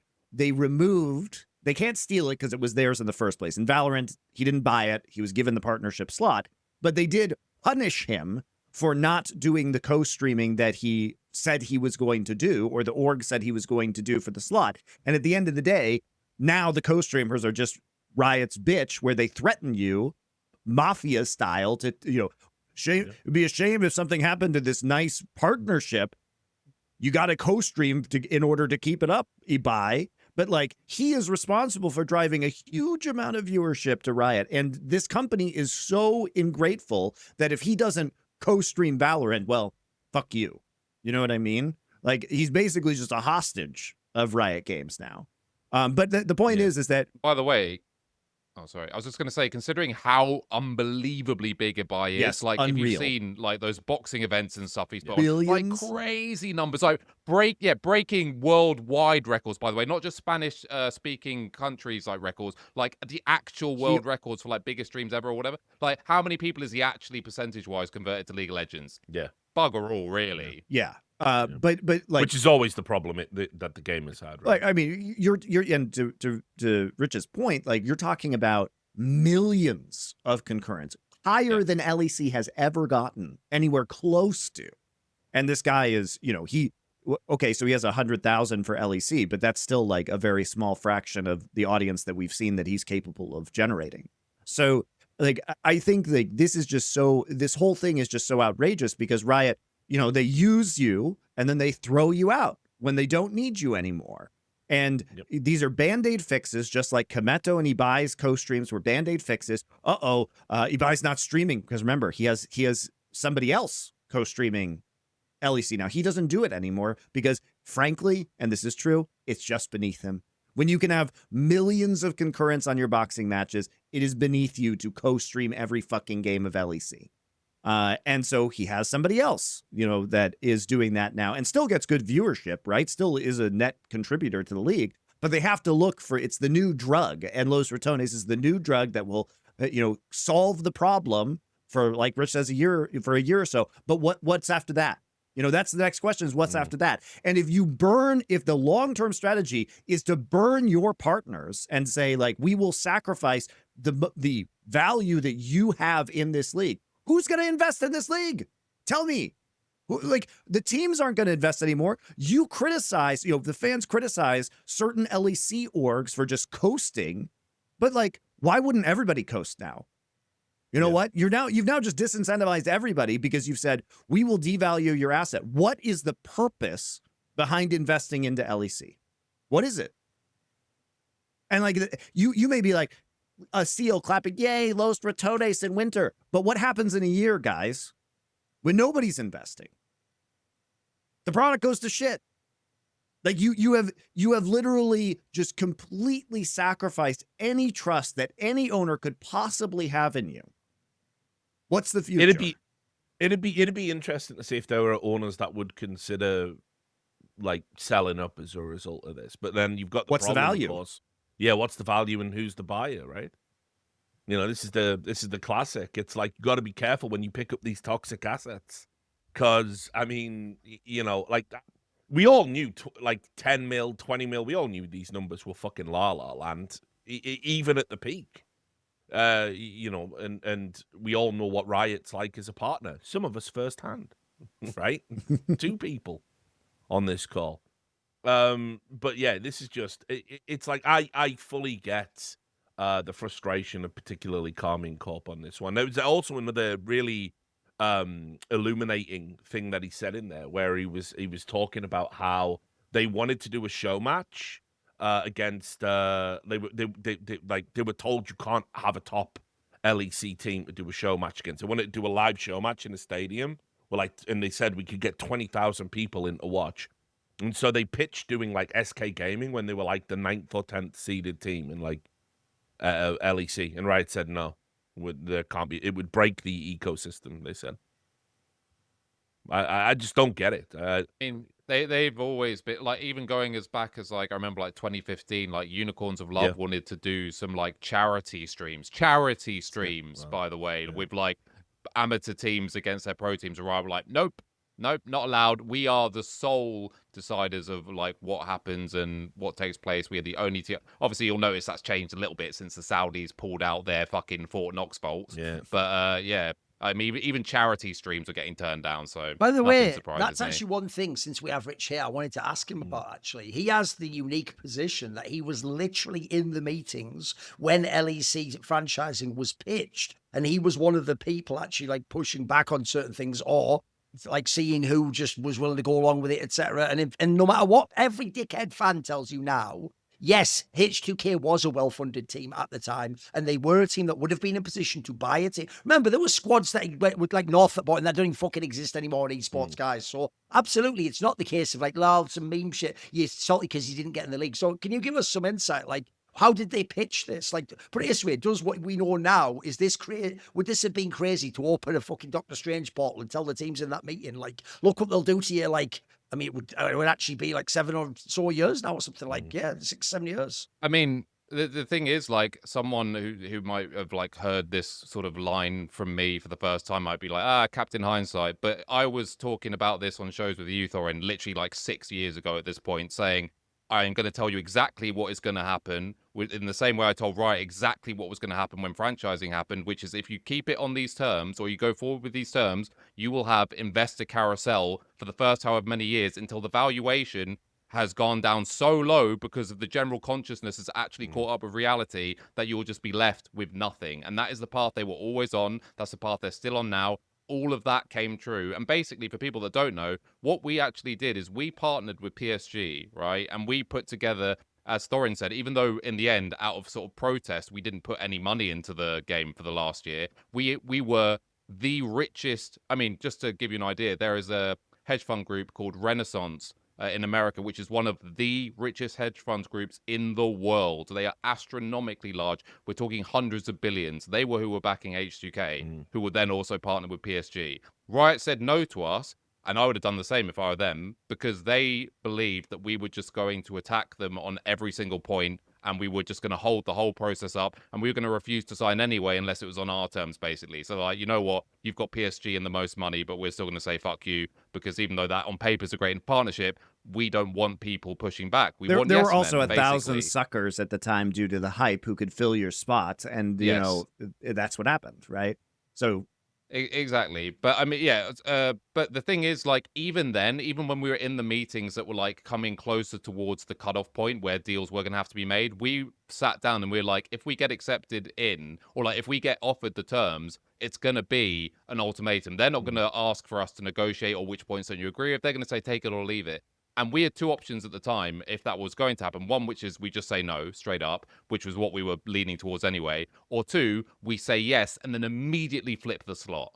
Like, as soon as we possibly can, flip the slot. Because it's never going to be worth more than it is under the delusional bubble now of esports, where this was still at a time where idiots or like non-endemics still actually read Forbes articles and were like, holy smokes, TSM's worth $500 million today. How that's valuation today, dickhead. Yeah. Like, that is insane. And now look at these teams and these organizations. So, I mean, we're talking about it being worth a tenth of the value or whatever. I think that's just like a realistic angle where you're like, realistically, what could you sell a slot for? Versus it's not worth anything.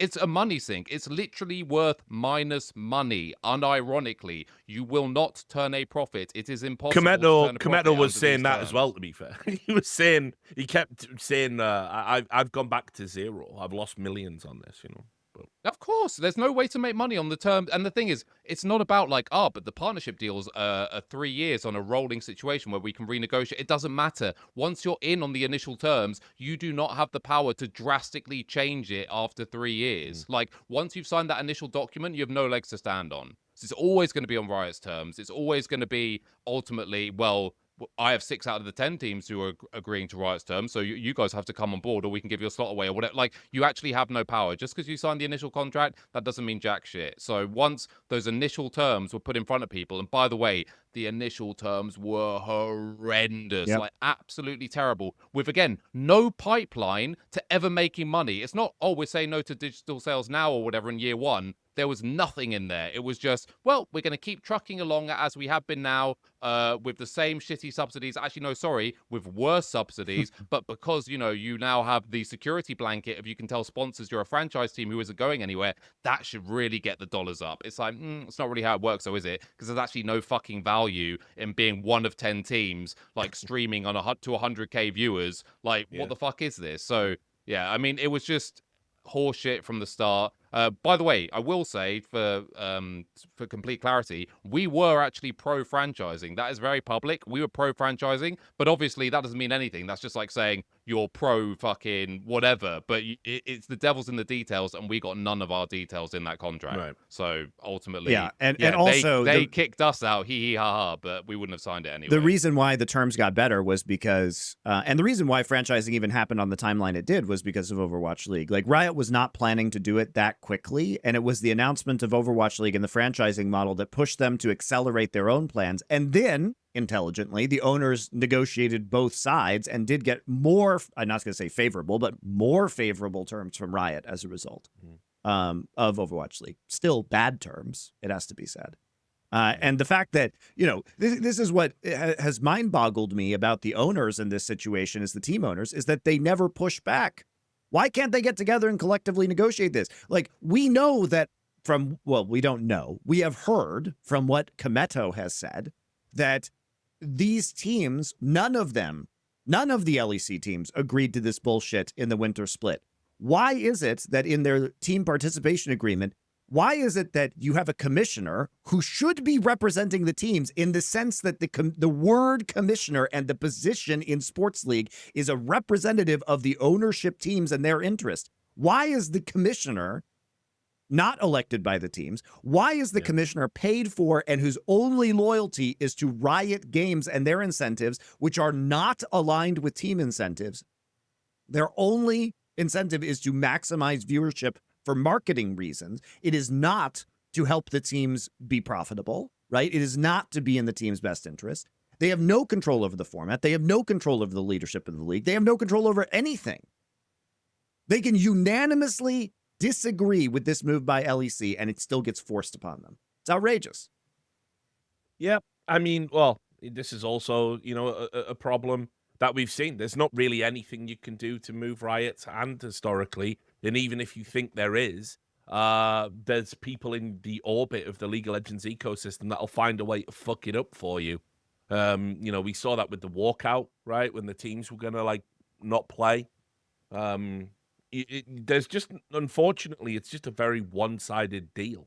It's not even a Faustian pact. It's not that you align yourself with a shitty company with a dubious history, but you make profit from it. It's the complete antithesis of the Saudi deal, because ultimately you're compromising all of your scruples, but you're not getting anything in return except this sort of like tenuous dream, like, you know, in the future you might make some money. How would you do that? Well, you might sell the slot, I guess. That's okay. They have emotes now in game that, you know, pay like, you know, a few cents to the team per one they sell. It was on the wall, basically. Like, I remember one time I obtained, this is way back, but I obtained like amount of money teams were making on those like emote icons. And I got, and dude, the drop off was fucking insane. Like, I mean, these teams were making nothing off that. Like, I can tell you exactly how much we made Yeah, from well, what was that? icons. We in the year where 2016, so when we had like a lot of popular players on the team, and also like a lot of national pride attached to some of the Yeah. players, like Vander and Jankos from Poland, obviously, like Forgiven, whatever. The total number, like the amount that was made from selling was 16,000. But obviously, we only got a percentage of that. So I think we actually end up taking $8,000 from that. So brilliant. That'll fund the team. But the thing is, the teams a in week general salary for a aren't- player or something. Yeah. yeah, they're not even the biggest victims here. The biggest victim of this whole situation is Nemesis, because that motherfucker is going to have to actually play against real mid laners now, and this whole fucking mythos is going to explode. I like how a on two fucking topics you Vesuvius. stuck into Nemesis. That's really good. I mean, Well, it is, you know. Rich, it is annoying if you've been in League of Legends, because there has been this, it's really Nemesis's fans. They've created this mystique around him, like, oh, he could be one of the best mid laners, not only in Europe, in the world. He's just streaming now. It's like, bro, if he was super good, someone would just give him the bag and he would just play for a really good team. Oh, but Monty, you've misrepresented this already. It's not he could be. It's he Oh, is. he is, yes. He just happens to be streaming. He has decided not to walk the path of Faker and those before him and just, you know, stream to a bunch of incels and said, no. He is. He is just he is the retired guy in that Key and Peele sketch where it's like, you know, the retired assassin that the government flies helicopters out to, and they're like, we need you now more than ever for one last mission. And he's like, nah, I don't want to. It's like, Faker and Worlds Await, fuck it, I'll do it. That is that's the canon they have in their head about Nemesis. Like, this is his time, this is his moment, and First Stand will be the stage that is finally unveiled. But you know what? I think they might go out to in round 1 to Camillo or some shit. So, you know, we'll see. Yeah, I mean, just to wrap up this topic, like, I genuinely do understand the frustration of everyone involved, and you know, playing favorites on this shit is like unconscionable, because this is meant to be a sports league that is structured in a way sports leagues are. I also think, just broadly speaking, if it goes ahead the way I think it's going to go, where essentially they're going to crowbar Los Ratones into LEC by any means necessary, I think there's grounds for a lawsuit. I think Sure. I mean, keep in. Surely you've acted in bad faith. Yeah, I mean, keep in mind, that happened with the Overwatch League. It was all shrouded in mystery. All of those, but remember when all of the Overwatch franchise owners retained counsel, and when I asked them about it, I was going, oh, I've heard you've retained counsel. I've got the name of the lawyers and everything. They were all going, oh, it's just to make it easier to communicate with Activision Blizzard.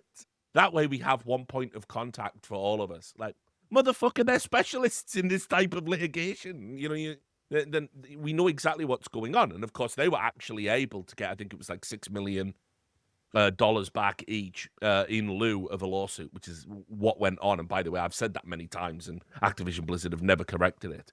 And then we just dissolved the Overwatch League, and like no one even talks about it now. We just pretend it never happened. So I think if they do crowbar Los Ratones is, I mean, first of all, you can already make a legal argument now that in doing what they're doing, they are harming the business interests of their partners, which would no doubt, I mean, in America, it would come under a tort. I don't know in Germany what this would be, but I imagine there's an equivalent. So you've already got that argument you could make legally. If they crowbar them in and essentially give them a free slot, I mean, absolutely. All the owners get together and they sue Riot. I mean, it's as simple as that. So, but yeah, it's just crazy. And like I say, K-Core most affected. Didn't think, it's the Gimli and Legolas meme, isn't it? Didn't think I would die fighting side by side with Kometa. And he turns to me and he goes, well, how about someone that's been wronged by Riot? I can do that. By the way, here's another angle as well, because obviously the other angle is Sentinels is going to come into the LCS, right, Monty? There's even a part that I notice a lot of people have missed about this. Bro, Richard was right years ago. When you get a vampire, you can't just beat them and let them go back to the crypt. You've got to fucking get rid of the bones, salt it off. Do you know what Sentinels coming back means, Monty? Leena. Yep. Leena will be back in the LCS. Somehow Leena returns. I know, exactly. People have missed that angle, so that is a classic one. Listen, we had a holy war against her, for fuck's sake. Listen, she's back. At least you won't run out of material. That is true. You've That got is true. So. Oh, listen, By the even though part of me felt, some schadenfreude a la RichsWrath when TSM left the league, part of me did also realise, like, that's like being a fucking stand-up comedian and then Labour getting in or something, and it's like, fuck, there's all my material. Yeah. God, bloody hell. Like, yeah, of course. I've been working on this for a decade. They weren't actually supposed to die. They were just supposed to be my punching bag forever. Exactly. Exactly. By the way, Monty, as someone who I've always been curious about this, because I've never known if like the memes were true or if it's all just, a giant joke, whatever. In Overwatch League, were there actually fake fans in the audience No. like playing up to cameras? Was that a real thing? No. Or was okay? Because Right, hang on, there are so many. Hang on, bro. I'm gonna tell you, they weren't fake, but here's what they were. So Overwatch had these, what were they called, fan coordinators? Come on, Monty. Come Sure. on, Yeah. yeah, right. And the fan coordinators were induced to go out and grab people to come to the events. And so basically, and not just the events, but the watch-along parties and stuff. So what they were essentially was like, it didn't matter who they brought. They just had to get, 40, 50 people. And that was their job. And they could get little inducements like Activision Blizzard would give them jerseys and give away stuff, materials. Sure. So they could go to a homeless person. Hey, want to come with Buffalo Wild Wings I don't think it was watch like an Overwatch that, game? okay. And then they go, oh, here's a San Francisco Shock jersey. Oh, wow, Yeah. this is good. That's an extra layer of clothing for winter. And that was an Overwatch fan. And that's probably an exaggeration, but there weren't like paid fans. Let's put it that way. Like that didn't exist. No. However, I will tell you, But the people doing like the thumbs up on camera, No. which I assume these people plucks from the streets. No, Rich. It's worse than that. These people were just like crazy super fans who were just nut jobs who would just come all the time. So it was weirder than that, in fact. Anyway, that's not the point that I was going to make. But the point I'm going to make is if you want the paid fans narrative, I will tell you about paid fans in esports. So remember when OGN had the studio in Los Angeles? Okay, yeah, go on. Remember when OGN expanded and they were like, we're going to do OGN America, and they were running the studio in LA and it was a terrible disaster, and they were running the PUBG League there? They were paying fans to be in that studio because otherwise it would have been empty. So OGN was 100% going around Los Angeles and literally paying people to be in the stands to watch PUBG. I worked on that OGN PUBG broadcast. That was when I was in Vegas, and we with that company WSOE, and we obviously ran a hugely popular PUBG event that's still widely regarded as one of the best. And I think somehow we ended up, all of the talent pool from that ended up doing, they had like a PUBG league, like a weekly broadcast in LA. And I'm pretty sure I was there for some of that. So yeah, that was kind of weird. That was the same space, by the way, that studio OGN were doing it in. That was the same space we did our Fortnite event with Bruce Buffer. So There you go. It's a small world. As you guys know, nothing stinks as bad as Riot Games' decision-making and their handling of the LoL esports infrastructure. But Riot Game might stink a little less if they went ahead and used our sponsor, Mando. Mando offers a variety of men's grooming products, including deodorant, and this is going to be in a very manly bourbon leather scent. So this is their normal deodorant, which offers 72-hour odor control and also just allows you to continue to perspire. But now they have a Mando deodorant plus sweat control if you'd like to be a little bit less sweaty in that process. Not only do they offer stick deodorants, but they also offer cream tube deodorants, which is a kind of lotion that you can rub into any part of your body where body odor might form. Not just your armpits, but perhaps your taint, your grundle, if you will, your feet, or any other part of your body. So that's been something that I've been using quite a lot and enjoyed, and I had never tried it before I got to Mando. So you guys can check out the Mando starter pack, which is perfect for new customers. It comes with a solid stick deodorant, cream tube deodorant, and 2 free products of your choice, like a mini body wash or deodorant wipes. I really like the deodorant wipes as it's a great way just to freshen up if you're camping or somewhere else where you can't take a shower. It will, if you start to stink, trust me, it will eliminate all of that odor immediately. So I found it very useful. You'll also get free shipping. As a special offer for our listeners, new customers get 20% off site-wide with our exclusive code. Use code HORSEMEN, plural, M-E-N, at shopmando.com for 20% off site-wide and free shipping. SHOPMANDO.com. Please support our show and tell them we sent you. Mando's got you covered with deodorant plus sweat control. Say goodbye to sweat stains and hello to long-lasting freshness. Anyway, let's talk about LCS now because, you know, LEC is one thing. Now, LCS... Yeah, let's end on a positive. Because LTA North came in this year, was the rebrand for the LCS. It was supposed to be this 2-conference system a la Riot's Valorant circuit where they combined South America and North America into one competitive region. And, you know, this was LCS viewership was flagging. And I do agree with the concept. And, you know, I was quite vocal on Summoning Insight before that I think that having cross-regional competition between America and Brazil is a good idea, especially at this kind of the late stage of League of Legends esports in order to bolster viewership.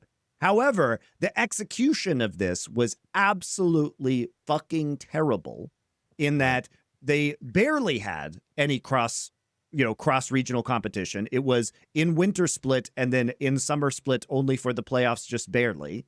And so you basically had 2 separate leagues that were just combining for international representation qualification, which doesn't help raise the level of And you had Brazil. fewer for what was the LCS. You just went down to like 1 or 2 slots, etc. Yeah. So you also cut the numbers of teams in North America. You cut the numbers of teams in South America. You cut LLA entirely and moved those Latin American slots into guest slots in both regions. And so this was a really disastrous idea. So, of course, in true Riot fashion, at the end of this year, at the end of the summer split, you know, in the finals, they announced, oh, guys, LCS is coming back. It's coming back. But really what this was an unforced error because, as I said on Twitter, what happened is between Summer Playoffs 2024 and Summer Playoffs 2025 with LTA, so the LCS to LTA comparison, sure, the overall numbers weren't down by that much. They were still down. But the real problem is that the number of English language viewers decreased by 58%. So now like 2/3 of the viewership is fucking, you know, Portuguese language viewership, which is fine if you care about that. But one of the purposes of doing this was to combine the viewerships of the league. And somehow you ended up with less than LCS last year. And you went from like 220,000 concurrent English viewers at the peak to 94,000. So like when you announce LCS coming back, the question is, what does that look like? If you're bringing CBLOL and LCS back and you're splitting them up and you're not giving the Portuguese fans a reason to watch this, isn't the overall viewership of LCS going to be an absolute tragedy next year? So I want to pose to you guys, do you think that the LCS brand carries so much weight that after a year off, magically all of these English language fans are going to come back?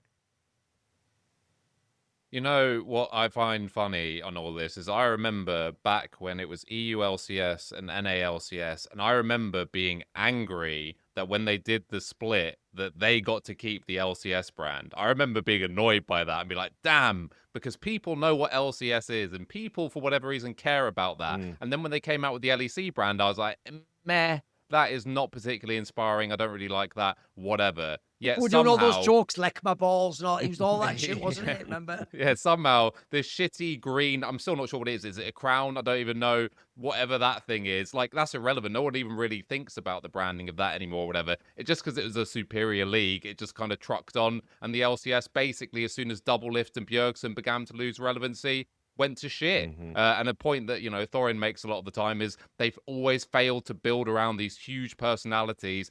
Again, in brackets, in the context of esports, because these people are fucking lukewarm water, if we're being real. But whatever. Anyway, the perceived huge personalities that they have, they never capitalized on them. They never created or followed through, at least on storylines that spanned over years and years, by the way. They got lucky that the biggest and best players they ever had also had longevity. What a fucking dream. But they never, ever cashed in on it. And as soon as those guys were out the window or on the back end of their careers, it just went to pot. And I think the biggest problem with NA is like a lack of diagnostics as to what's actually wrong with the league and identifying reasons why it's not big, why it's not popular, and reverse engineering it from that standpoint. I just have a question for you guys, because I'm not even actually sure if he's still involved or not or whatever. What was the point of Mark Z? Because the thing is, it's like we're talking about like going from LCS to like LTA or whatever. But Mark Z was like at the helm when this was transitioning over. And we heard a whole lot of fucking waffle about the big boy changes that this guy, who definitely wasn't just a fucking pawn for Riot, was going to make. Yep.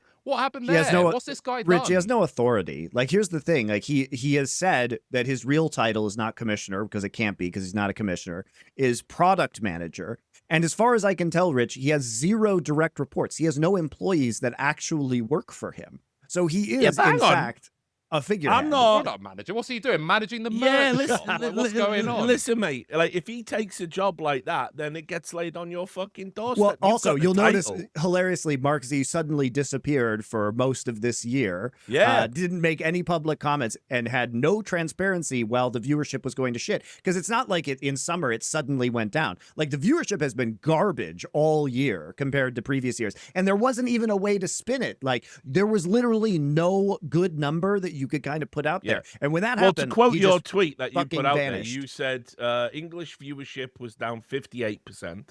Yep. And the Portuguese viewership carried the shit, you said, out of the LTA this year. It did. Yeah.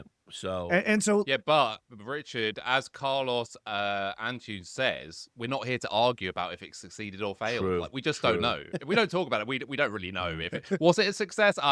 That's not even for you to decide. Actually, it's just not worth discussing. Yeah. so but the but thing like is, this- though, didn't we say as well that this was like a diabolically bad change before it happened? Of Weren't course. we all like in Well, universal agreement about look, By it? the way, the worst thing is, this is the ultimate example of how Riot gaslights you literally 30 seconds after they said the opposite. They always say that what is happening now is why we have to make a change, right? So viewership's down. So what we're going to do is we're going to rebrand. And we're going to before that, viewership's down because it's on the weekend. We're going to put it during the weekdays, you know, like the NFL and Thursday night games. Suddenly, then when that doesn't work, we're going back to the classic that you all love. It's on the weekend. They're so fucking insane. They will literally do one thing, saying that you must do it because of the impetus of what's going on. And then when it fails, the fact it fails means that they were always going to return to what they went to before. But it's like, but wait, you said that was bad too. It's the same playbook that we've seen for like 10 years. Bro. It's also that they have been sabotaging North American viewership to try and get viewership from elsewhere. The reason why,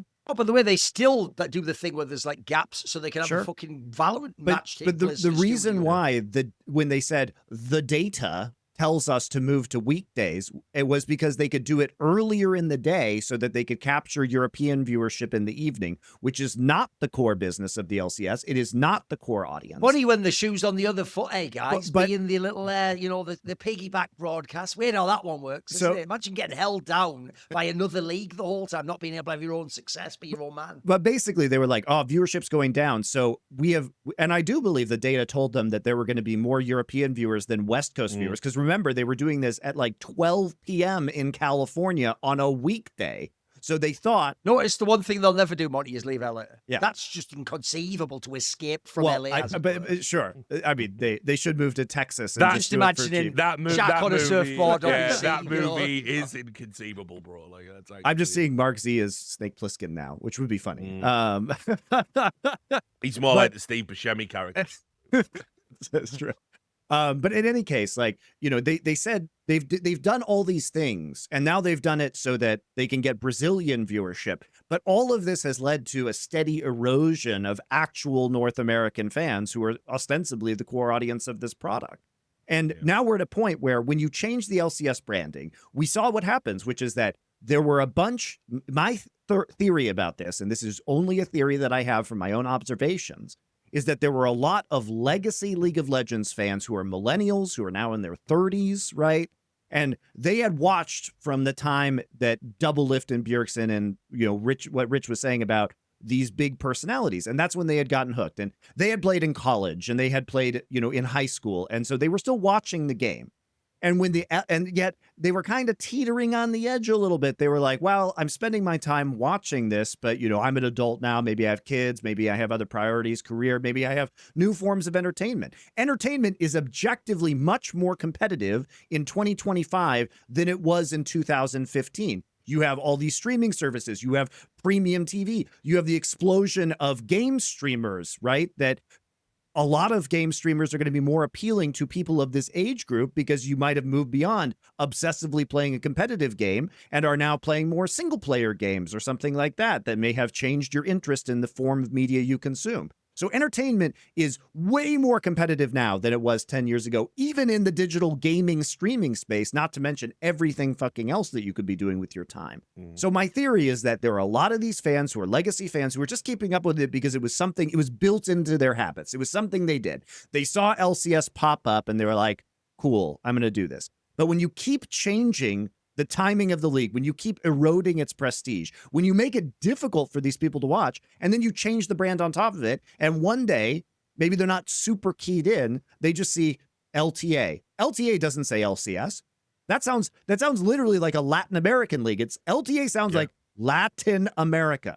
If I were a fan, I'd be like, why am I following this channel on Twitch or YouTube?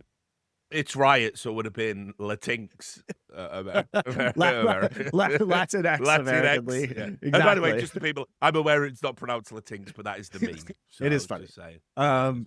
And so, like, I feel like a lot of these people were just there and they're like, well, I guess this is my off ramp to not watching this content anymore. And, you know, I might still watch Worlds. By the way, Worlds viewership is great now. International tournament viewership, going fucking awesome. Didn't they break a record last Yeah, Worlds? they keep breaking records. They'll break records again, you know? Yeah. And, well, maybe not this year because I seem to remember, Monty, some crazy lunatics out there having this wild idea about if you like created these weird, almost like Super League type things where regular you always had international like the best of competition? every region playing against each other, that might actually cultivate I some just kind don't of see how interest. that's going to take off. And also, it's like No, they're now creating additional international tournaments, right? They're giving licenses. Like EWC can suck my balls, but you know, at least it's another international event. Hopefully, you know, it seems like they are turning their attention to the very successful international circuit. And like, to Riot's credit, the changes that they've made to MSI format have been fucking awesome. It's made it a significantly better tournament. The international events are where it's at for League, and then also like Korean domestic competition.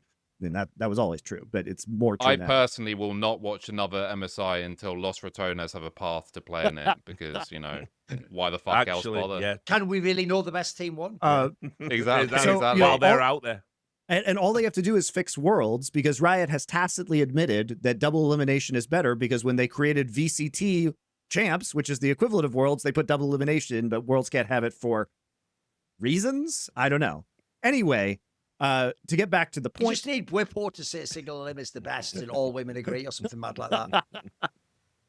So to get back to the point, I think a lot of fans who are just kind of hanging around were just totally turned off by this, because it wasn't the thing they have nostalgia for, and it wasn't the memories that they had. And to be clear, when I advocated for combining regions, I never advocated for changing the LCS brand. Like, you should not do that. You should not do that. And so what this has resulted in is this collapse of English language viewership. And, that's reflected, by the way, in LFN's content. And it's not just us. If you look at podcast viewership in English in League of Legends, what else has collapsed? The Dive's viewership has collapsed. Euphoria's viewership has collapsed. Hotline League collapsed so badly it no longer exists. Remember, the Dive is not only promoted by the whole wing of Riot. Isn't that even put in the client? Doesn't that even appear? It has been before. I don't know out? now, but like, past, but even so, the arm to push that's the fucking bellwether bit. If that goes down, you are doomed. It's on a channel for LCS that has, you know, tons of subscribers. But like, and sure, you could say, well, Euphoria no longer has Kadril, right?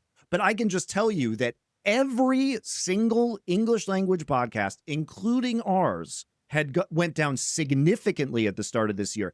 And Kadril wasn't on it last year. And you could say, well, my presence on some of these League of Legends podcasts, you know, moving away from that probably hurt. That's totally true. But basically every metric on every podcast is way down. And all you have to do is look at Hotline League and look and say, like, holy shit, like the viewership to that just cratered and nothing changed between last year and this year, besides the fact that people lost interest because of the changes that Riot made. And people can't even follow the fucking league anymore. The LoL Esports site is wrong about the league. I used to be able to Google LCS and like other sports. It would just come up with the top result being like box scores and the upcoming matches. Doesn't work anymore for LTA. So you have to know it's called LTA. Then you have to Doesn't work for LEC either, by the way. Which is, I tried like the last 3 splits. It hasn't worked for LEC either. Yeah, it's like, what the fuck, man? How are you supposed to follow these leagues as a fan when the official website is wrong and you can't even easily find the information when you Google it? Like, what is the method here for following the league? Also, you have to remember that social media has changed the way the algorithms work. Most people do not view a chronological feed of Twitter. So when you tweet that the games are starting, people don't see that. They see the For You feed, which is the algorithmic slop, and they're not going to see it. It used to be, like back in the day, you tweet and it shows up at the top of the feed and everybody's like, oh, I'll click on that right now because it's happening right now. Nobody views social media that way anymore. As someone who uses Twitter all the time, every day, that's even one of the most jarring things about how our industry works, because I myself am going through, so I'm getting things in my feed from people that I like and click. And the joke is I'm just getting posts like, let's see how we do in this match 3 hours ago. And the or CS like match 10 hours ago. What's the point of me seeing this fucking tweet? This is why we can't run Four Horsemen the way we used to with the summoning. Same shit, same fucking problem. So you have to adapt the way that the world is working. And Riot has not adapted. They don't provide information. They arbitrarily change the brand. So I think all of these factors just stacked up, and the brand changing was either people are just like, well, I don't even know what's going on, or they're like, all right, I'm done with this. This is the final straw. You changed the days. You made it so fucking hard for me to watch your league, and you changed things so many times that I can't be asked anymore. Like, I'm ready to move on with my life. And so I don't know if you announce LCS brand is back, even if LCS pops up, some amount of fans will come back. But is it going to be 60% of the audience that you lost is going to come back? I can just tell you right now, the English language viewership for LCS next year is going to be fucking terrible. It's going to be awful. And by the way, people will always say, well, Monty, are you like cheering for Riot's demise? We have a stake in this at LFN. Do I want my own shows to go down? No, that fucking sucks for us. Like, I hope all the LCS fans come back. I hope there are more LCS fans because it's good for me. By the way, not to like pile on the doomer, but to like put this in some kind of perspective. What did you say the peak viewership was? Something like 90,000, 94,000 or something like for playoffs in English. Yeah, for playoffs. Okay, about 94,000 playoffs in English, whatever. Think about all these teams and what their setups are. Like gaming houses in and around the Los Angeles area for the most part, paying players like Bwipo and others like hundreds of thousands of dollars. Millions. For what, like 100,000 viewers? Like, what the fuck are we? This is like the worst expenditure. And that includes think of it as like funding a co-streams. stream. That includes co-streams, by the way. This is all English language viewership. The Twitch stream, I think, had 29,000 viewers. This is a Twitch stream that would get 500,000 viewers concurrent for a TSM versus CLG regular season game a decade ago. The mismanagement of LCS has been catastrophic. Like, how do you do this? Think of the dollar spent per viewer of this enterprise right now, it must be like the worst in streaming. Like if you just look at it purely from a streaming aspect, like how much money people spend on their streams and their own setups or whatever, there can't be anything worse than this. You have people getting 6-figure salaries to be part of like a 200-person like setup to play in a studio in front of 24,000 people on Twitch and then however many on co-stream. That is horrendous. Like no one's making it. I mean, not that that was a mystery, but so far as no one's making money, these people are doing the best job of not making any money. Like, holy moly. This comes back to the whole thing we were saying about Riot, though. There never seems to be a performance component in esports when it comes to Riot, the company. Like, why are they not just wholesale? You're all just fired. Who are the old heads who came up with this? You're fired. Who's the person whose idea it was to change? You're fired. Here's what I don't get. Riot Games, right? Riot Global, which is basically just the NA people dominating the world with American cultural values and making other people change their leagues and doing stuff like, right, you have to get rid of this broadcaster that's like legendary. Oh, you have to like give control to this person. You have to like stop having 2 teams. What the fuck are you doing with that? You get a million variants that all work. Right? Even after you've fucked with everything, your flagship project just pisses itself to death and bleeds out in the corner. Even though, as we've said, you've even done stuff like when the EU's actually having its own chances. In theory, you cut the legs off them by making them rebrand. They just get through it anyway, survive, endure, thrive. You go, look, China and Korea are the best regions. By the way, even Korea says they have a problem making enough revenue. China has crazy viewership, but maybe they have the issue with supplying the next stars. The idea that you don't ever look at other regions that you have the least control over and go, maybe you know how to do this better than us, that never seems to occur to Riot. Like, why? Here's what I don't get. Why have they not just been in the same way as Cloud9 would try and bring in BDD? It was really good from kid. Why are you not airlifting in people from OGN? Why are you not airlifting in some person who works in the Chinese league who designed their system? Like, surely their models have worked in a way yours has never called. In fact, yours has been almost in it. If you pull out, it's just a line that goes like that. It's got tiny little ups and downs, but it just goes like that. And the craziest thing always to me, Monty, is if you actually stop comparing just last year, because that game it doesn't sound that bad. It's when you compare what it was 10 years ago. That is fucking bad. Right, remember, in Korea this year, I think the highest viewed game was the 4th place decider between Gen G and T1 to see who was going to get the playing spot for it. Right, bro, that's like millions of viewers or whatever. LCS used to be able to get like 500K. That was real. Those numbers were real. Like, we're now going, fuck, can you get back to 100? Get fucked. How have we gotten to here? How did we, like, that's the part I don't get. It doesn't seem like Riot, because they just always have this very, very myopic view of like last season and what we're going for next. You never acknowledge that this has been a systematic collapse. This is one of the craziest, like, I always say, to me, this is why I never gave Riot all those props in the early days, boys. When they used to get, at the time, crazy numbers, I used to go, yeah, but look at the circuit. Like, the circuit will never be like the open circuit. Look at what you've done with your leagues. Look, you let it. I always said it's like you have a fucking Lamborghini and you won a street race against a Ford Fiesta, and then you're celebrating that you beat it by 1.2 seconds. Meanwhile, like, you should have just destroyed it. You should have left it in the starting blocks. Like, no game. The idea of Counter-Strike without Korea and China can ever compete with any of the viewership your tournament. And by the way, at the moment, a Counter-Strike tournament would kill the fucking LTA. What are you talking about? Like, that would be, if those numbers existed for like the 5th biggest Counter-Strike tournament, they wouldn't put it on. If the LTA numbers, that is your franchise league you sold $10 million slots for. This is nuts. Like, but this is never acknowledged, ever. Even when they acknowledge small things, maybe we put it on the wrong days, they'll never acknowledge the overall thing of like, what have we done to this league? That's also why if I was an owner, I can't believe why anyone would buy it except a guest slot. Yeah. How would you ever join the league? Yeah. As you guys already know, Ridge offers extremely stylish and nearly indestructible wallets. Mine's made out of carbon fiber. Plus, they'll take your game to the next level because they are so thin, they're hardly noticeable in your pocket. If you have been carrying around a fat wallet that is decaying leather for years at this point in time, it might be your moment for an upgrade. Plus, this will give you a lifetime warranty, as Ridge offers on all of their products. So this wallet is guaranteed to keep you going for many, many, many, many years to come. All you have to do is, of course, use this tab to just pop out your cards. Holds up to 12 cards/IDs. And you can get a money strap like I have, or a money clip on the back if you want to carry around some cash as well. Very convenient feature for you. And it has RFID blocking technology. So if you're worried about people skimming your cards, that won't be a problem with the Ridge wallet either.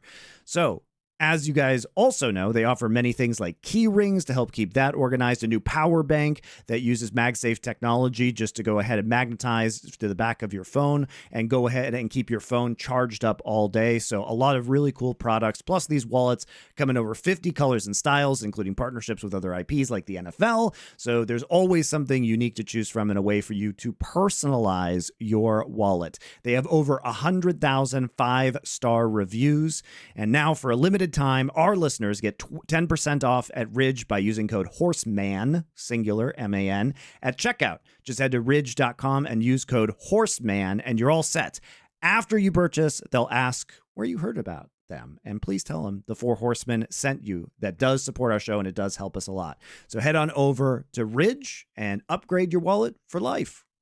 By the way, they actually, it was one of the things that they maybe like accidentally had right at the start, in my opinion, where if you remember the old system when back when they were getting the huge viewership, I'm not saying there's like a perfect correlation here, but it used to be they'd show the European games and then immediately after on the same stream, you'd have the North American games. And then by the way, after that, you'd have the Challenger Series games. We used to have Challenger Series games with 200,000 concurrent viewers. I'm aware some of these people are AFK or fell asleep in their fucking chair with Cheetos on their chest, but still, like you used to have huge viewerships, and it was well, hey, other brands of crisps are available, but like now it's also split and segregated, and they've been doing this for years as well. Like remember when they put LEC on 2 different channels? There was LEC 1 and LEC 2 back when they did that horrible group system, so they're having games being played simultaneously. It's like just every year they drift further and further away from what made them initially successful. Obviously, it's not like Riot was perfect from the off. The international tournaments were horrendous, and stuff like MSI is way better now than anything we had back then. But domestically, in the West, they have fucked it. Like, honestly, if anything, I'd just say, screw it. We're going back all onto Riot Games. Everyone go back onto the Riot Games channel, and we'll just stream it from fucking 1 a.m. to 1 a.m. the next day. Just non-stop league. A lot of people will just leave it on. We'll sell those fake numbers. Never stopped us in the past, has it? And just, you know, to pick up on Duncan's point as well about Counter-Strike and how, you know, like, if a tournament achieved these numbers, it would be like, you know, fuck, we might have to rethink the whole thing, let alone a franchise league. Basically, we've got this new tournament operator called Fissure that's come out, and they ran their first event, you know, it was a few months ago, and their first event right out of the gate in July had a peak viewership of 180,000 viewers. And that was with a game involving a Chinese team, Tyloo. They didn't even have most of the top players. Yeah. I don't think they had any of the top 5 or something like that. A lot of the top teams missed it, right? Because it was just out of the player break, and there was an ESL event around the corner. It might have been Cologne. Anyway, they achieved 180,000 peak, 70,000 average, with none of the top teams there. I think as well they'd done a deal with Kick. It was exclusive, I believe. Right. I mean, yep, so, no Twitch, no discoverability, right? no none of that shit. Yep. And people were saying, because Fissure's funded by, like, you know, gambling money, Bet Boom, I believe, primarily. They were saying, like, this is a problem. It's double the fucking LTA. Yeah. Is there any suggestion that they, because it's on Kick, I know they have a pretty bad botting problem. Could that possibly have? I mean, look, no. Those numbers, those numbers are totally plausible. Yeah, I mean, for CS, those numbers are definitely plausible. Yeah. Because I'll tell you, and by the way, don't ever let anyone do that thing where they go, yeah, but in CS you get all top teams. First of all, I just said they don't have the top teams. But even if you did get the top teams, that would be called a Super League. You fucking idiot. Monty said do it, and you said don't do it. So you can't have it both ways. You pick which it is. If you think NA can be its own sport, then you did it like this for 10 plus years. What are the results? If what you did brought you to me, then of what purpose is your ideology? Exactly. I mean, look, and just for context as well, Rich, the second Fissure event that they just had in September, their peak viewership for that was 792,000. Yeah, I mean, I'm not suspicious of CS viewership. I'm just suspicious of Kick. As Of course. No, I can totally understand it. But I mean, again, that final, the grand final, was Mongols versus Furia. So you've got two, you know, huge engaged fan bases coming together. So it's like, you know, imagine that, Richard. So wait a minute. I know. If you get like a Brazilian team that has a lot of viewers, you'd want them to directly play the other team. Oh shit, that's crazy. Someone should try that. I know. They really should. And it's kind of just, it's so weird whenever I look at the decisions they made about the LCS product, because it was far and away the most sophisticated, advanced, high production value. Also had the most money by an epic margin. It had it all. It really did. It had the characters, the personalities, the big brands. You know, I remember the days, like, even, you know, like, you didn't miss TSM playing CLG. You didn't miss that.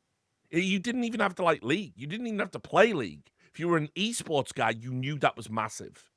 You knew that was huge, like unavoidable. El Clasico, but on a almost like insane scale for esports. And, you know, people did, and the viewership was massive. And the consequences and fallout of those games were massive. And then you look at what LCS became. I agree they had to make changes, but this wasn't it. You don't surrender. You never do this in esports. Never surrender your history. Never surrender your credibility. Never surrender your authenticity. These stupid rebrands with shit logos.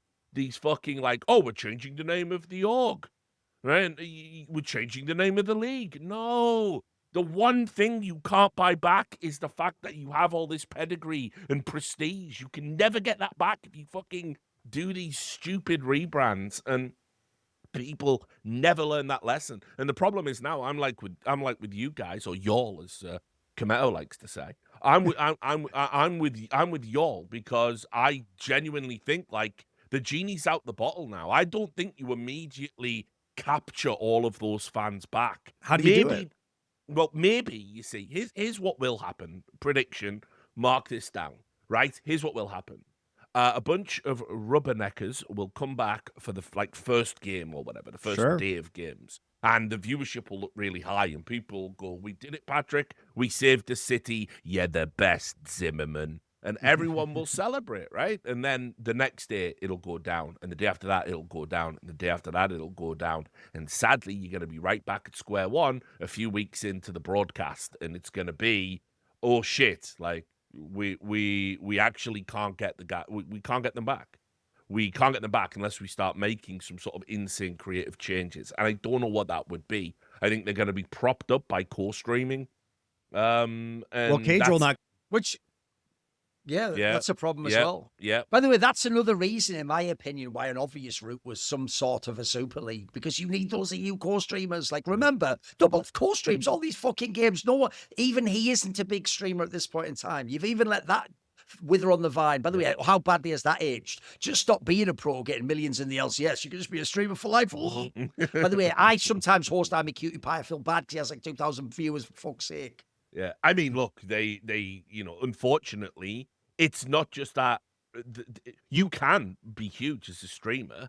It's just, unfortunately, they are League players, and League is in the toilet in general. Like, there isn't an appetite for League content. Oh, hang on. I saw Wild Turtle streaming World of Warcraft to 17 viewers about a week ago. So come on, they can diversify. But that's what I mean. Wings. Like, okay, so here's what happens. It's like audience capture, right? Like, here's what happens to all these streamers. I know him for League. I like him when he plays League. I will only watch when he plays League. I will only play League, says streamer. Streamer only plays game. That is failing. Notice his viewership going down.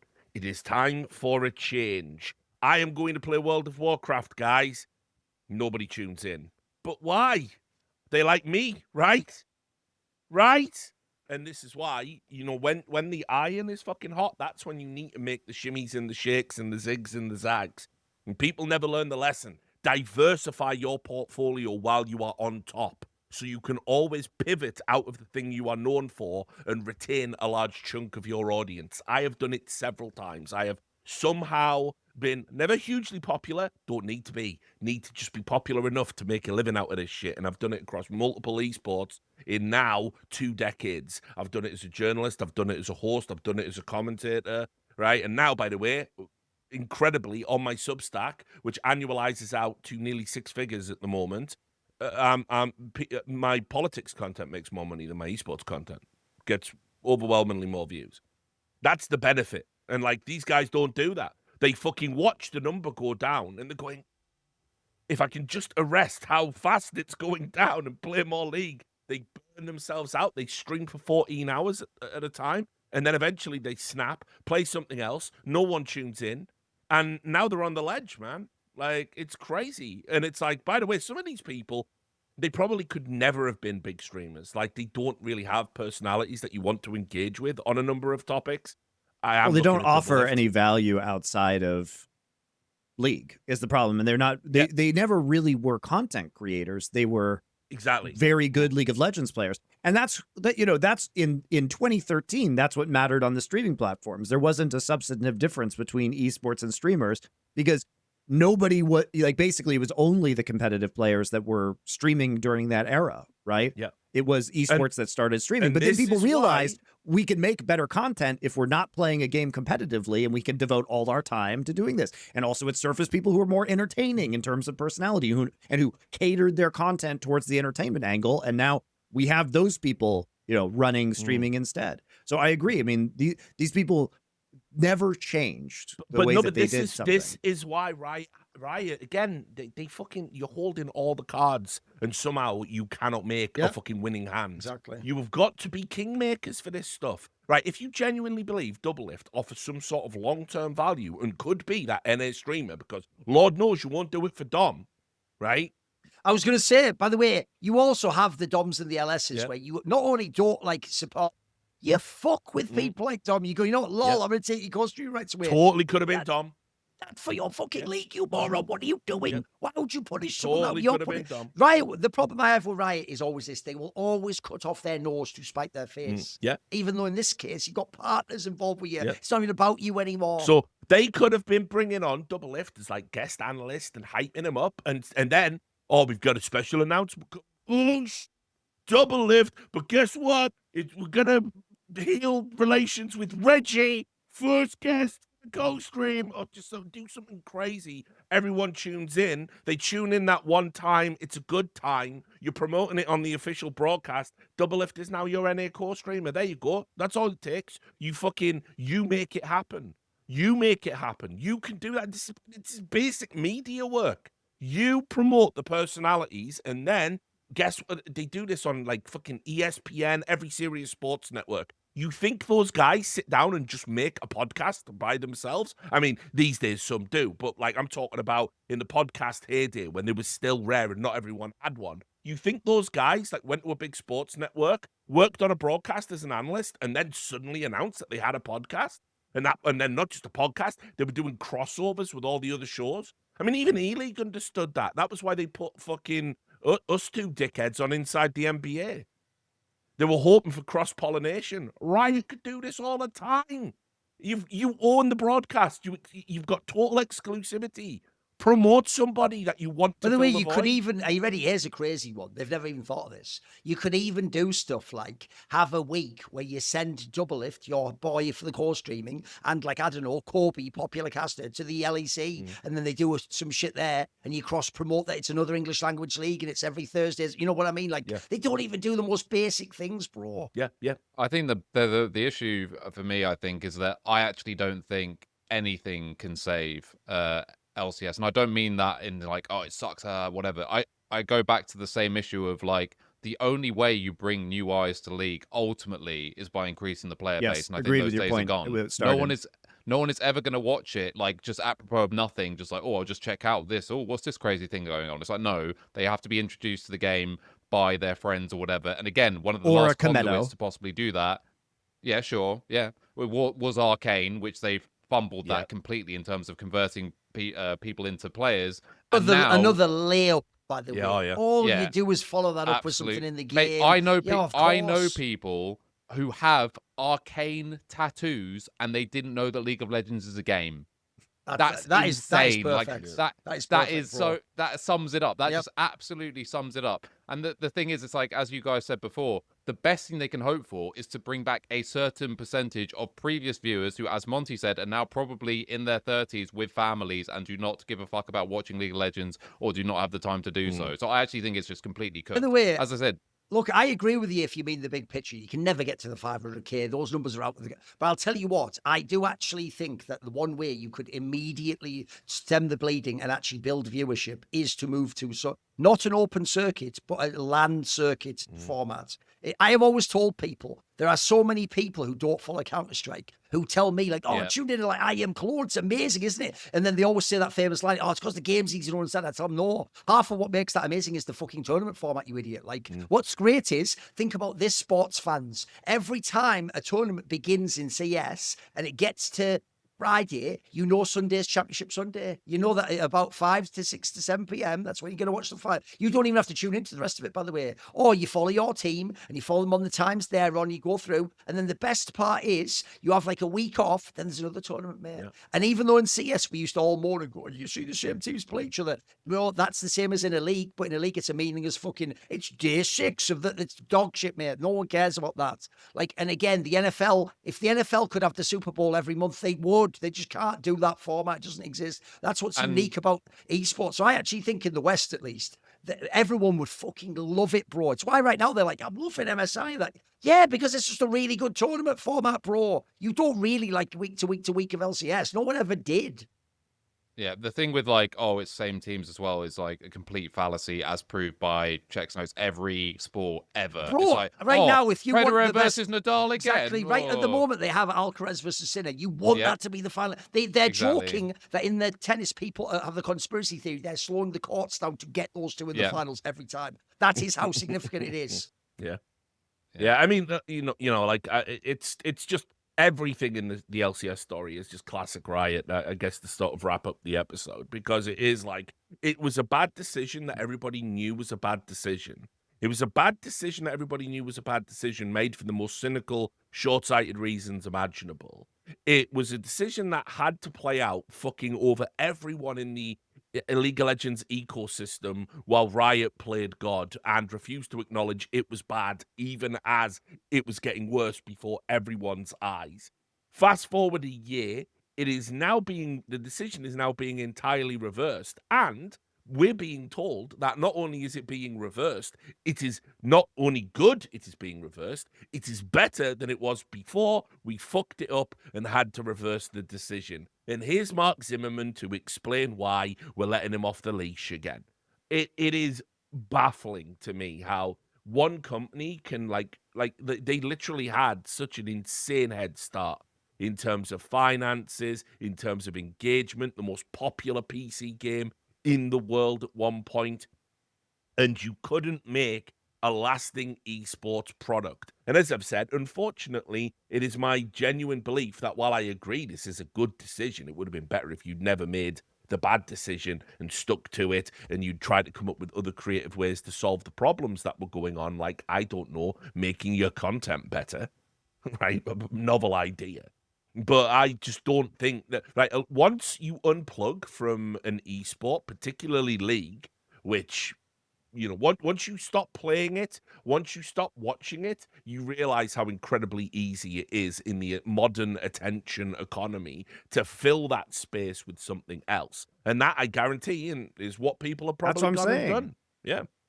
Yeah. And also, like, the longer you're out of League, it's not like Counter-Strike, where if I played 20 years ago, you're still playing fucking Dust 2. You know what I mean? And I can come back and I can understand it. It's like, if you're out of League, people were telling me, like, on my stream, hey, Bondi, why don't you come back and, like, do some World's VODs analysis? I'm like, you don't want that, guys. Like, I've been out of League analysis for the past year.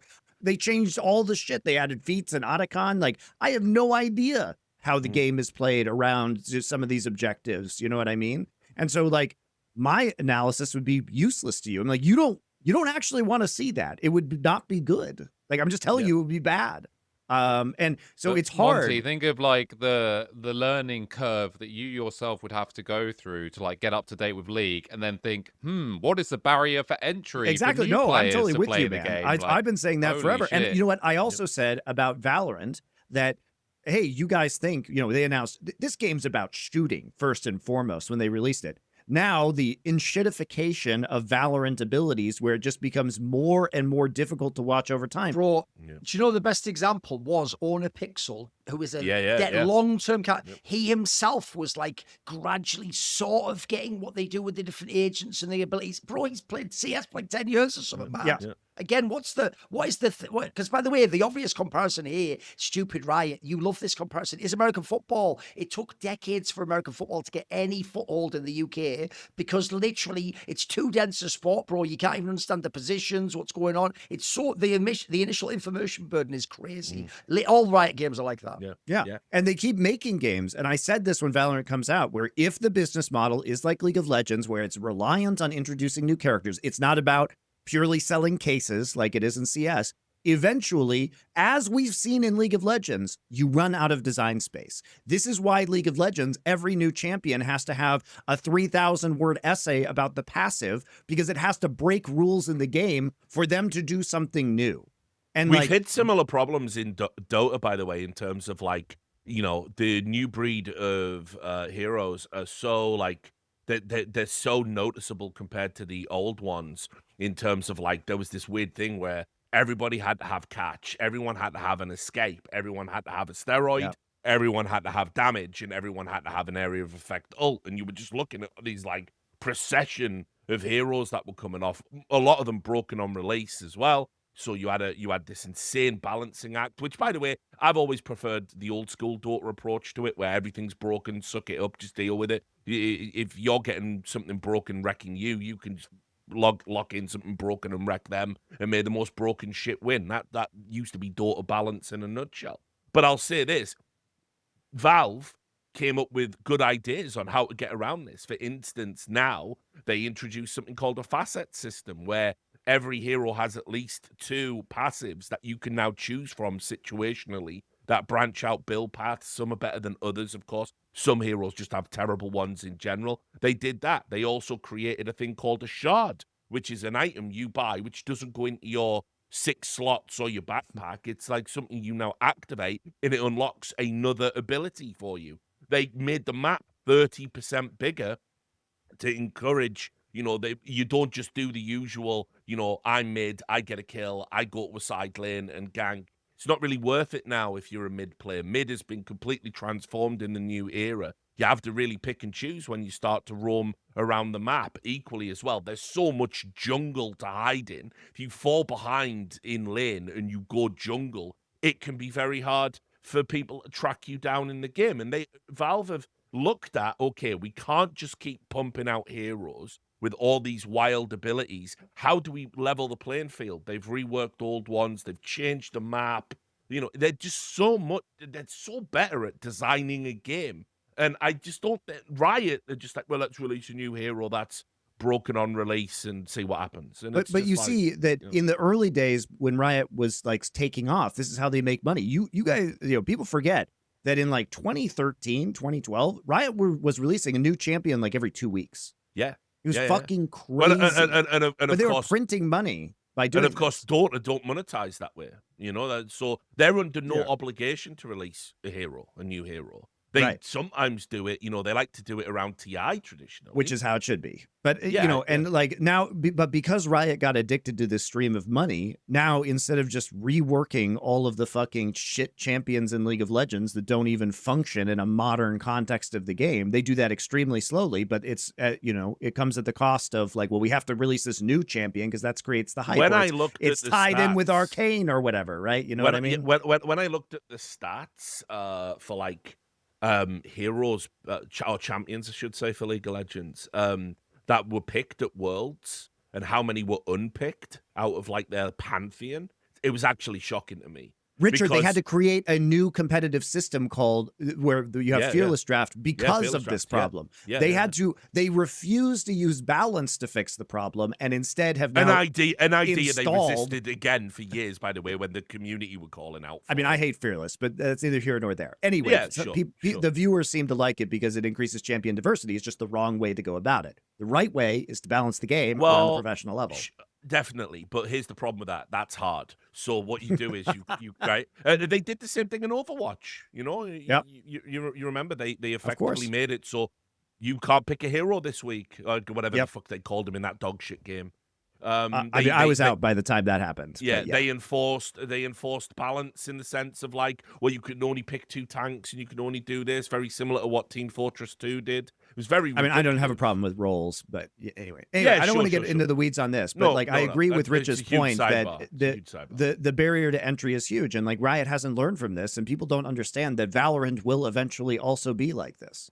I mean, people are already complaining about the new agent that they released, that they announced during VCT Champs, because By the way, Monty, do you want to know the punchline if you haven't been following League this year?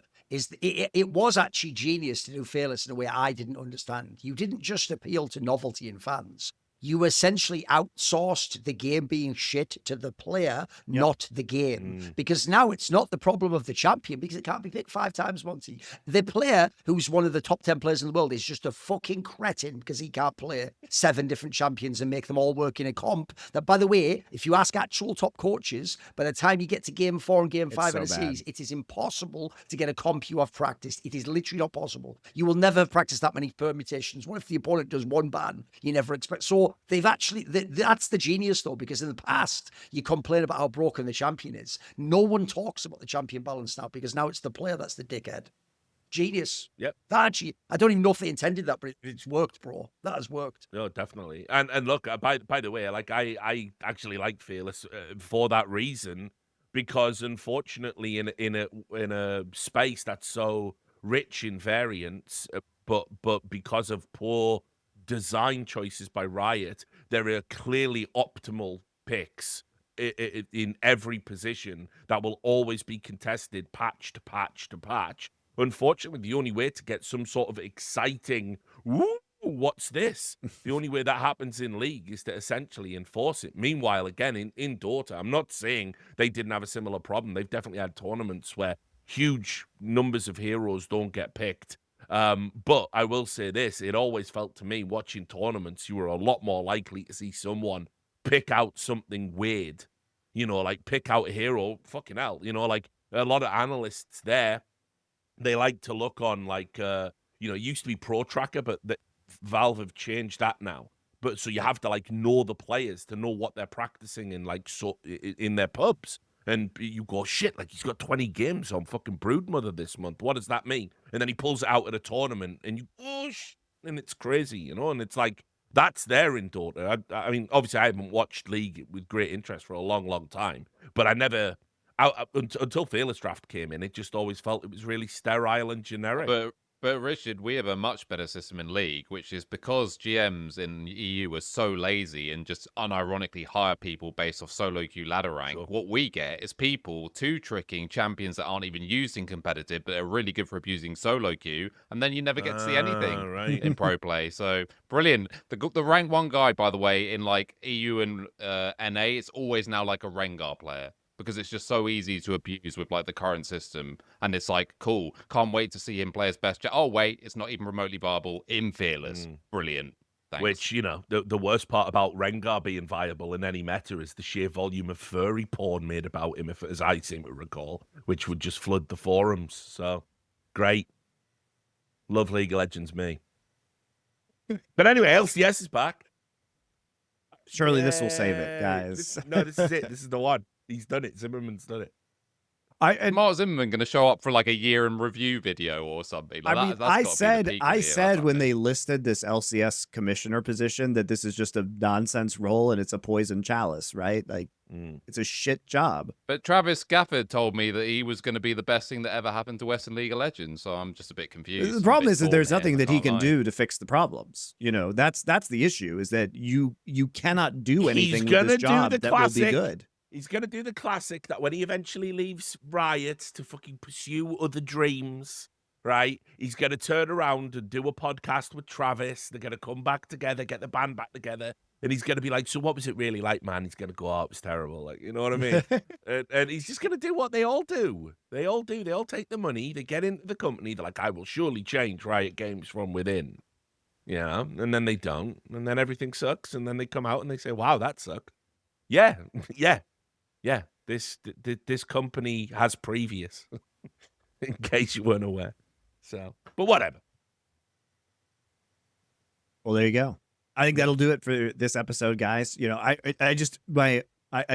was just incredulous as we kept getting the Riot news. First, it was LCS is coming back. Surely this will save North America. Into Los Ratones is breaking the franchise system in LEC. To here's Bwipo being dragged for no reason, at least at this point in time. Did we punish Bwipo? No. FlyQuest punished Bwipo. Had it blown over? Yes, it had. Should we make this announcement that just brings this, like, necros it for no reason? We definitely should. Also, the replies to wild. that tweet is straight fire. It's got to be said.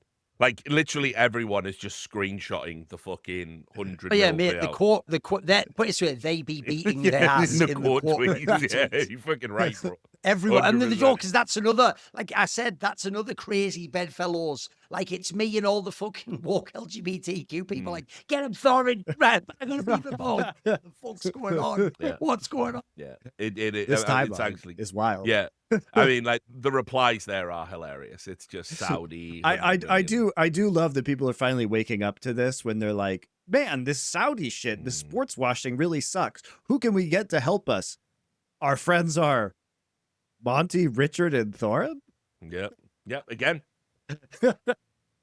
when it comes, I know what we should do, Monty. We have our own merch line now. We should make a shirt which is like a modified version of the Heartbreaking, the worst person just under bed, but it's just us. You can just buy a Richard Lewis one, a Thorin version, a Monty one. Then you can just do one of those. At this point, we may as well embrace it, mate. If they're going to do it anyway, just make our own version of the meme. The Four Horsemen. Other than whoever that bald guy who looks like he sports Millwall or something, you know, whatever. Make it us instead. Yeah. You immediately saw what I meant when I said that. Yeah, it's true.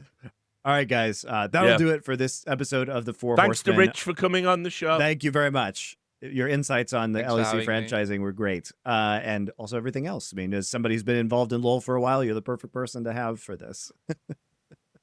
So thanks, guys. Hopefully not for much longer.